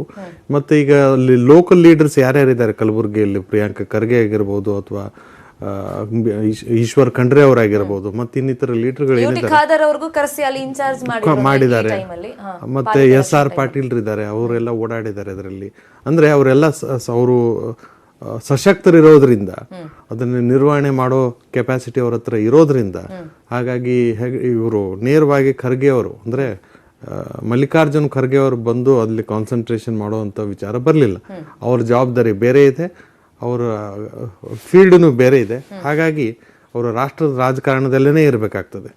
ಹಾಗಾಗಿ ಅವರು ಅಲ್ಲಿ ಚರ್ಚೆ ಆಗ್ತಿರೋದೇನು ಅಂತಂದ್ರೆ, ನಾವು ಬೆಳಿಗ್ಗೆಯಿಂದ ಅವ್ರ ಬಗ್ಗೆ ವಿಶ್ಲೇಷಣೆ ಮಾಡಿದಾಗ ಸೋತ್ ಮೇಲೆ ಮಲ್ಲಿಕಾರ್ಜುನ್ ಖರ್ಗೆ ಅವರು ಈ ಕಡೆ ತಲೆನೇ ಹಾಕಿಲ್ಲ, ಯಾಕೋ ಇಂಟ್ರೆಸ್ಟೇ ತೋರಿಸ್ಲಿಲ್ಲ. ನೋಡಿ, ಸೋತು ಅಲ್ಲೇ ಉಳಿದಿದ್ರೆ ಆ ಪ್ರಶ್ನೆ ಬಂದಿರೋದು. ಈಗ ಸೋತ ನಂತರನೂ ಕೂಡ ಅವರು ರಾಜ್ಯಸಭಾ ಸದಸ್ಯರಾದ್ರು, ಆ ನಂತರ ಅಲ್ಲಿ ವಿರೋಧ ಪಕ್ಷದ ನಾಯಕರಾಗಿದ್ದಾರೆ. ಅಲ್ಲಿ ರಾಷ್ಟ್ರ ರಾಜಕಾರಣದಲ್ಲಿ ಏನೇನು ನಡೀತಾ ಇದೆ ಅದನ್ನೆಲ್ಲ ಬಹಳ ಕೂಲಂಕುಷವಾಗಿ ಅದನ್ನು ವಿಮರ್ಶೆ ಮಾಡಬೇಕಾಗ್ತದೆ, ಅದನ್ನ ಚರ್ಚೆ ಮಾಡಬೇಕಾಗ್ತದೆ, ಅದನ್ನು ಸ್ಟಡಿ ಮಾಡಬೇಕಾಗ್ತದೆ. ಹಾಗಾಗಿ ಅವರು ಡೆಲ್ಲಿಯಲ್ಲೇ ಠಿಕಾಣಿ ಹೂಡಿರೋದ್ರಿಂದ ಇಲ್ಲಿ ಸ್ವಲ್ಪ ಅಲಕ್ಷ್ಯ ಆಗೋದು ಸಾಧ್ಯತೆಗಳು ಜಾಸ್ತಿ ಇರ್ತವೆ. ಆದರೆ ಇಲ್ಲಿ ಅವ್ರಿಗೆ ಇಂಟ್ರೆಸ್ಟ್ ಇಲ್ಲ ಅಥವಾ ಇವ್ರಿಗೆ ಟೋಟಲಿ ನೆಗ್ಲೆಕ್ಟ್ ಮಾಡಿದಾರೆ ಅಂತ ಹೇಳೋದು ತಪ್ಪಾಗ್ತದೆ. ಅಲ್ಲ, ಅಂದ್ರೆ ಈಗ ಈಸಿಯಾಗಿ ಕೈವಶ ಮಾಡ್ಕೋಬಹುದಾಗಿತ್ತೇನೋ. ಅದೇ ಈಗಲೂ ಹೇಳಕ್ ಆಗಲ್ಲ. ನೋಡೋಣ, ಒಂದು 12 ಗಂಟೆ 12:30 ಹಂಗೆ ಏನು ಕಂಪ್ಲೀಟ್ ಆಗಿ ಒಂದು ಚಿತ್ರಣ ಗೊತ್ತಾಗ್ಬಿಡುತ್ತೆ. ಸೊ ಯಾರು ಕ್ಲೀನ್ ಆಗಿ ಅಧಿಕಾರದ ಚುಕ್ಕಾಣಿ ಹಿಡಿತಾರೆ ಅಂತ ಒಂದು ಮ್ಯಾಜಿಕ್ ನಂಬರ್ ಸಿಕ್ಕ ಮೇಲೆ. ಬಟ್ ಈಗ ಕಳೆದ ಬಾರಿನೂ ಅತಂತ್ರ, ಮತ್ತೆ ಕಲಬುರಗಿ ಅಂದ ತಕ್ಷಣ ಪಾಲಿಕೆ ಕಾಂಗ್ರೆಸ್ನ ಒಂದು ಹಿಡಿತದಲ್ಲಿತ್ತು. ಹಾಗಾಗಿ ಒಂದು ಸ್ವಲ್ಪ ಜಾಸ್ತಿ ಎಫರ್ಟ್ ಹಾಕಿದ್ರೆ ಕಳೆದ ಬಾರಿ ತರ ಅತಂತ್ರ ಆಗಿ ಯಾರ್ದೋ ಸಹಾಯ ಪಡ್ಕೊಂಡು ಆಡಳಿತದ ಚುಕ್ಕಾಣಿ ಹಿಡಿಯೋಕ್ಕಿಂತ ಇನ್ನು ಸ್ವಲ್ಪ ಎಫರ್ಟ್ ಹಾಕಿದ್ರೆ ನಾವೇ ಈಸಿಯಾಗಿ ಹಿಡಿಬಹುದು ಅನ್ನೋ ಒಂದು ಯೋಚನೆ ಕಾಂಗ್ರೆಸ್ಗೆ ಇರಲಿಲ್ವಾ ಕಲಬುರಗಿಯಲ್ಲಿ? ಕಾಂಗ್ರೆಸ್ಗೆ ಈಗಲೂ ಇರೋದು ಆತ್ಮವಿಶ್ವಾಸ ಏನಂದ್ರೆ, ನಾವು ಯಾರು ಸಹಾಯವಿಲ್ಲದೇನೆ ನಾವು ಇಂಡಿಪೆಂಡೆಂಟ್ ಆಗಿ ಅಧಿಕಾರದ ಚುಕ್ಕಾಣಿ ಹಿಡಿತೇವೆ ಅಂತ ಇದೆ. ಹಾಗಾಗಿ ನಾವು ಅದಕ್ಕೆ ಮಾಡಬೇಕಾಗಿರೋ ಎಲ್ಲ ಪ್ರಯತ್ನಗಳನ್ನು ಮಾಡಿದ್ದೇವೆ, ಅಂದರೆ ಕಾನೂನಾತ್ಮಕವಾದ ಪ್ರಯತ್ನಗಳನ್ನು ಮಾಡಿದ್ದೇವೆ. ಹಾಗಾಗಿ ನಮಗೆ ಗೆಲ್ತೀವಿ ಅನ್ನೋ ಭರವಸೆ ಇದೆ, ಆತ್ಮವಿಶ್ವಾಸ ಇದೆ. ಆ ಪ್ರಕಾರ ಮುಂದುವರೆದಿದೆ. ಇನ್ನು ಬೆಳಗಾವಿ ವಿಚಾರವಾಗಿ ನೋಡೋದಾದ್ರೆ ಸಾಕಷ್ಟು ಮೈನಸ್ ಪಾಯಿಂಟ್ಸ್ ಬಿಜೆಪಿದಿತ್ತು. ಸೊ ಅದನ್ನ ಎನ್ಕ್ಯಾಶ್ ಮಾಡ್ಕೊಳ್ಳುವಲ್ಲಿ ಕಾಂಗ್ರೆಸ್ ಸಕ್ಸಸ್ ಆಗಿದೆ ಅಂತ ಅನ್ಸುತ್ತಾ ನಿಮಗೆ? ನೋಡಿ, ಅಲ್ಲಿ ಮೊದಲಿನಿಂದ ಈ ಮಹಾರಾಷ್ಟ್ರ ಏಕೀಕರಣ ಸಮಿತಿಯವರ ಹಿಡಿತದಲ್ಲಿರೋದ್ರಿಂದ ಅವರ ಕಪಿಮುಷ್ಟಿಯಿಂದ ಹೊರಗೆ ತರೋದೇ ಒಂದು ದೊಡ್ಡ ನಮಗೆ ಸಮಸ್ಯೆ ಆಗಿತ್ತು. ಪ್ಲಸ್ ಇನ್ನೊಂದು ಕರ್ನಾಟಕದಲ್ಲಿ ಸದ್ಯದ ರಾಜಕಾರಣದಲ್ಲಿ BJP ಅಧಿಕಾರದಲ್ಲಿರೋದ್ರಿಂದ ಅಲ್ಲಿ ಜನ ಕನ್ನಡಿಗರು ಏನಿದ್ದಾರೆ BJP ಅವ್ರ ಮೇಲೆ ಸ್ವಲ್ಪ ಭರವಸೆಯನ್ನು ಇಟ್ಕೊಂಡಿರ್ತಾರೆ. ಅದರ ಅರ್ಥ ಕಾಂಗ್ರೆಸ್ ಮೇಲೆ ಭರವಸೆ ಇಲ್ಲ ಅಂತಲ್ಲ, ಕಾಂಗ್ರೆಸ್ಸನ್ನು ಕೂಡ ಮೊದಲಿನಿಂದ ಗೆಲ್ಲಿಸ್ತಾ ಬಂದಿದ್ದಾರೆ, ಈಗಲೂ ಕೂಡ ಸರಿಯಾಗಿ ಗೆಲ್ಲಿಸ್ತಾ ಇದ್ದಾರೆ, ನೆಕ್ ಟು ನೆಕ್ ಫೈಟ್ ನಡೀತಾ ಇದೆ ಅಲ್ಲಿ. ಆದರೆ ಅವರು ಕಾಂಗ್ರೆಸ್ ಆಗಲಿ ಅಥವಾ BJP ಆಗಲಿ ಮಹಾರಾಷ್ಟ್ರ ಏಕೀಕರಣ ಸಮಿತಿಯವ್ರನ್ನ ಹಿಡಿದು ಹಾಕುವಲ್ಲಿ ಯಶಸ್ವಿ ಆಗಿದ್ದಾರೆ ಅಂತ ನನ್ನ ಅಭಿಪ್ರಾಯ. ಫೈನ್. ಅಂದ್ರೆ ಕೆಲವೊಂದು ಈ ಮೈನಸ್ ಪಾಯಿಂಟ್ಸ್ ಯಾಕೆ ಪ್ಲಸ್ ಪಾಯಿಂಟ್ಸ್ ಆಗಿ ಕನ್ವರ್ಟ್ ಮಾಡಿಲ್ಲ, ಆ ವಿಚಾರವಾಗಿ ನಿಮ್ಮ ಹತ್ರ ಚರ್ಚೆಯನ್ನ ಮಾಡ್ತೀನಿ. ಈ ಪಾಲಿಕೆ ಫಲಿತಾಂಶದ ಬಗ್ಗೆ ಮತ್ತಷ್ಟು ಅಪ್ಡೇಟ್ ಅನ್ನ ನಿಮ್ಮ ಮುಂದೆ ಇಡ್ತಾ ಹೋಗ್ತೀವಿ. ಚಿಕ್ಕದೊಂದು ಬ್ರೇಕ್ ಆಗಬಲ್ಲ.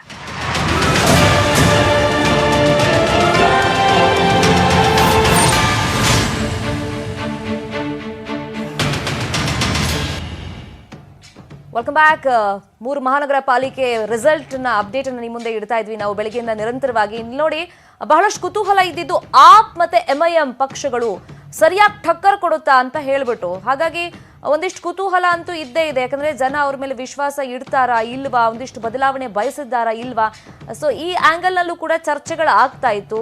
ಒಂದಿಷ್ಟು ಅಚ್ಚರಿಯ ಬೆಳವಣಿಗೆಗಳು ಈ 2 ಪಕ್ಷಗಳಿಂದ ಆದ್ರೂ ಕೂಡ ನಾವು ಎದುರು ನೋಡ್ಬೇಕಾಗತ್ತೆ ಅನ್ನೋ ವಿಶ್ಲೇಷಣೆಗಳು ಆಗ್ತಾ ಇತ್ತು. ನೋಡೋಣ ಈಗ ಆಪ್ ಮತ್ತೆ MIM ಏನಾದ್ರೂ ಕಮಾಲ್ ಮಾಡೋದಕ್ಕೆ ಸಾಧ್ಯ ಆಗತ್ತಾ ಅಂತ. ಬಟ್ ನೇರ ಫೈಟ್ ಇರೋದು ಅಫ್ಕೋರ್ಸ್ BJP ವರ್ಸಸ್ ಕಾಂಗ್ರೆಸ್ ಮಧ್ಯದಲ್ಲೇ 3 ಮಹಾನಗರ ಪಾಲಿಕೆಗಳ ಪೈಕಿ. ಒಂದಿಷ್ಟು ಮೈನಸ್ ಗಳನ್ನ ಪ್ಲಸ್ ಮಾಡ್ಕೊಳ್ಳೋದಕ್ಕೆ ಸಾಧ್ಯ ಅನ್ನೋ ವಿಚಾರವಾಗಿ ಕಾಂಗ್ರೆಸ್ ವಕ್ತಾರರ ಜೊತೆಯಲ್ಲಿ ನಾನು ಮಾತಾಡ್ತಾ ಇದ್ದೆ, ಚರ್ಚೆಯನ್ನ ಮುಂದುವರಿಸ್ತೀನಿ. ಸರ್, ಇವಾಗ ಮೈನಸ್ ಅನ್ನ ಪ್ಲಸ್ ಮಾಡ್ಕೊಳ್ಳೋ ನಿಟ್ಟಿನಲ್ಲಿ ಅದ್ರ ಬಗ್ಗೆ ನಾನು ಬ್ರೇಕ್ ಮುಂಚೆ ನಿಮ್ಮ ಹತ್ರ ಹೇಳ್ತಾ ಇದ್ದೆ. ನೋಡಿ, ಫಾರ್ ಎಕ್ಸಾಂಪಲ್ BJP ಪ್ರಣಾಳಿಕೆ ಬಗ್ಗೆ ನಾನು ಆವಾಗಲೇ ಅಂದ್ರೆ ಬೆಳಿಗ್ಗೆ ಸ್ಟಾರ್ಟ್ ಮಾಡಿದಾಗಲೇ BJP ವಕ್ತಾರ ಬಳಿಯಲ್ಲಿ ಕೇಳಿದೆ. ಯಾಕಂದ್ರೆ ನೋಡಿ, ಶವ ಸಂಸ್ಕಾರ ಉಚಿತವಾಗಿ ಮಾಡ್ತೀವಿ ಅಂತ ಹೇಳೋದಿರ್ಬೋದು, ಅಥವಾ 100 ರೂಪಾಯಿ ಬಾಂಡ್ ನಲ್ಲಿ ನಿಮ್ಗೆ ಮನೆ ಕಟ್ಕೊಂಡಿದ್ರೆ ಅಕ್ರಮವಾಗಿ ಅದನ್ನ ಸಕ್ರಮ ಮಾಡ್ಕೊಳ್ತೀವಿ ಅಂತ ಹೇಳೋದು. ಅಂದ್ರೆ ಇವ್ರು ಏನ್ ಮಾಡಕ್ ಹೊರಟಿದ್ದಾರೆ, ಮೂಲಭೂತ ಸಮಸ್ಯೆ ಏನಿದೆ ಅದನ್ನ ಸರಿ ಮಾಡೋದು ಬಿಟ್ಟು ಏನೇನೋ ಭರವಸೆ ಕೊಡ್ತಾ ಇದಾರೆ. ಅದನ್ನ ಯಾಕೆ ಎನ್ಕ್ಯಾಶ್ ಮಾಡ್ಕೊಳ್ಳಿಲ್ಲ ಕಾಂಗ್ರೆಸ್ ಅವರು? ಅವ್ರು ಸಾರಿ ಏನೋ ಕೇಳಿದ್ರು ಸರ್, ಇಲ್ಲ ಅಂತಲ್ಲ. ಅಲ್ಲ, ಅದನ್ನು ಎನ್ಕ್ಯಾಶ್ ಮಾಡ್ಕೊಂಡಿದ್ದೇವೆ, ಅದರ ಎಲ್ಲ ಎನ್ಕ್ಯಾಶ್ ಮಾಡ್ಕೊಂಡಿದ್ದಕ್ಕೆ ಒಂದು ಹಂತಕ್ಕೆ ತಲುಪ್ತಾ ಇದೆ. ಆದರೂ ಅವರ ಪ್ರಣಾಳಿಕೆಗಳು ಅಥವಾ ಅವರ ಸುಳ್ಳು ಭರವಸೆಗಳನ್ನು ನಾವು ಜಾಸ್ತಿ ಎನ್ಕ್ಯಾಶ್ ಮಾಡ್ಕೊಳಕ್ಕಾಗಲ್ಲ. ಜನಗೆ ಈಗಾಗಲೇ ಗೊತ್ತಾಗ್ಬಿಟ್ಟಿದೆ ಅವರೆಲ್ಲ ಹೇಳೋದೇ ಸುಳ್ಳು ಅಂತ ಹೇಳಿಬಿಟ್ಟು. ಇದು ಒಂದೇ ಥರ ಅಂತಲ್ಲ, ಅವರು ಸಾಕಷ್ಟು ಸುಳ್ಳು ಭರವಸೆಗಳನ್ನು ಹಲವಾರು ರೀತಿಯಲ್ಲಿ ಮೋದಿಯವರಿಂದ ಹಿಡಿದು ಕಾರ್ಪೊರೇಷನ್ವರೆಗೆ ಅವರು ಸುಳ್ಳನ್ನು ಹೇಳ್ತಾನೆ ಬರ್ತಾರೆ, ಭರವಸೆಯನ್ನು ಕೊಡ್ತಾ ಬರ್ತಾರೆ. ಹಾಗಾಗಿ ಅದನ್ನು ನಾವು ಎನ್ಕ್ಯಾಶ್ ಮಾಡಿಕೊಂಡು ಅತಿಯಾಗಿ ಅದನ್ನು ವಿಜೃಂಭಿಸೋಕೆ ಆಗೋದಿಲ್ಲ. ಆದರೆ ಒಂದು ವಿಚಾರ ಮಾತ್ರ ಜನರಿಗೆ ಸ್ಪಷ್ಟ ಅರಿವಾಗಿರೋದು ಏನಂತಂದರೆ, ಈ ಮಹಾರಾಷ್ಟ್ರ ಏಕೀಕರಣ ಸಮಿತಿ ಕಾಲದಲ್ಲಿ ಅಭಿವೃದ್ಧಿಕ್ಕಿಂತ ತಿಕ್ಕಾಟನೇ ಜಾಸ್ತಿ ಆಯಿತು. ಅಲ್ಲಿ ಅಭಿವೃದ್ಧಿ ಕಡೆಗೆ ಅವ್ರ ಗಮನ ಕೊಡಲಾರದೆ ಬೇರೆ ಬೇರೆ ವಿಚಾರಗಳ ಭಾಷಾವಾರ ಅದು ಲೋಕಲ್ ಬಾಡಿ ಎಲೆಕ್ಷನ್ ಇರಲಿ ಅಥವಾ ಅಸೆಂಬ್ಲಿ ಇರಲಿ ಅಥವಾ MP ಎಲೆಕ್ಷನ್ ಬಂದಾಗ ಈ ಕನ್ನಡದ ಅಸ್ಮಿತೆ ಇರ್ಬೋದು, ಗಡಿ ವಿಚಾರ ಅಥವಾ ಬಾವುಟ ತೆಗೆದ್ರು, ಬೇರೆ ಬಾವುಟ ಹಾರಿಸಿದ್ರು, ಇಂಥ ವಿಚಾರನೇ ಮೇಜರ್ ಆಗಿ ಚರ್ಚೆ ಆಗ್ತಿತ್ತು. ಇದೇ ವಿಚಾರ ಮೇನ್ ಅಜೆಂಡಾ ಆಗ್ತಿತ್ತು. ಮತ್ತೆ ಇನ್ನೊಂದು ಏನಂದ್ರೆ, ಅವರು ಮಹಾರಾಷ್ಟ್ರ ಏಕೀಕರಣ ಸಮಿತಿಯವರು ಇದ್ದಾಗಿನಿಂದ ಹಲವಾರು ಬಾರಿ ಅದು ಪಾಲಿಕೆ ಸೂಪರ್ಸೀಡ್ ಆಗಿದ್ದು ಉದಾಹರಣೆಗಳೇ ಜಾಸ್ತಿ ಇದಾವೆ. ಹಾಗಾಗಿ ಇಲ್ಲಿ ಅಭಿವೃದ್ಧಿ ಬಹಳ ಕುಂಠಿತಗೊಂಡಿದೆ. ಅಭಿವೃದ್ಧಿ ವಿಚಾರವಾಗಿ ಒಂದು ಸ್ಪಷ್ಟ ನಿರ್ಧಾರಕ್ಕಲ್ಲಿ ಜನ ಬಂದಿರೋದೇನೆಂದ್ರೆ, ಒಂದು ರಾಷ್ಟ್ರೀಯ ಪಕ್ಷ ಕಾಂಗ್ರೆಸ್ ಆಗಿರ್ಬೋದು ಅಥವಾ BJP ಏನಾದರೂ ವೋಟ್ ಹಾಕಿದ್ರೆ ಅಥವಾ ಅವ್ರಿಗೆ ಸಪೋರ್ಟ್ ಇತ್ತು ಅಂತಂದ್ರೆ ಅದರಲ್ಲಿ ಅಭಿವೃದ್ಧಿ ಮಾಡಬಹುದು. ಹತ್ತಿರದಲ್ಲಿರುವಂಥ ಹುಬ್ಬಳ್ಳಿ ಧಾರವಾಡದಲ್ಲಿ ಸಾಕಷ್ಟು ಅಭಿವೃದ್ಧಿ ಕಾಣ್ತಾ ಇದೆ. ಮತ್ತು ಬೇರೆ ಬೇರೆ ಕಡೆ ಎಲ್ಲ ಕೊಲ್ಲಾಪುರ ಮಹಾರಾಷ್ಟ್ರದಲ್ಲೂ ಕೂಡ ಅಭಿವೃದ್ಧಿ ಕಾಣ್ತಾ ಇದೆ, ಅಲ್ಲಿ ಯಾವುದೇ ಸಮಸ್ಯೆ ಇಲ್ಲ. ಆದರೆ ಬೆಳಗಾಂದಲ್ಲಿ ಅಭಿವೃದ್ಧಿ ಯಾಕೆ ಕಾಣ್ತಾ ಇದೆ?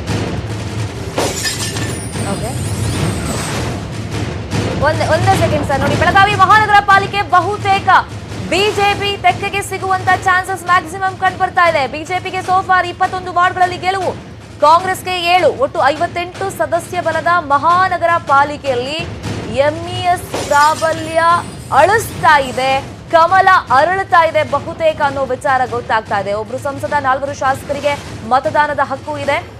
ಇದೇ ಸಾಕಷ್ಟು ವರ್ಷ ಆದ್ಮೇಲೆ ಸಂಸದರು ಶಾಸಕರಿಗೆ ಹಕ್ಕು ಕೂಡ ಸಿಕ್ಕಿರೋದು ಮತದಾನಕ್ಕೆ.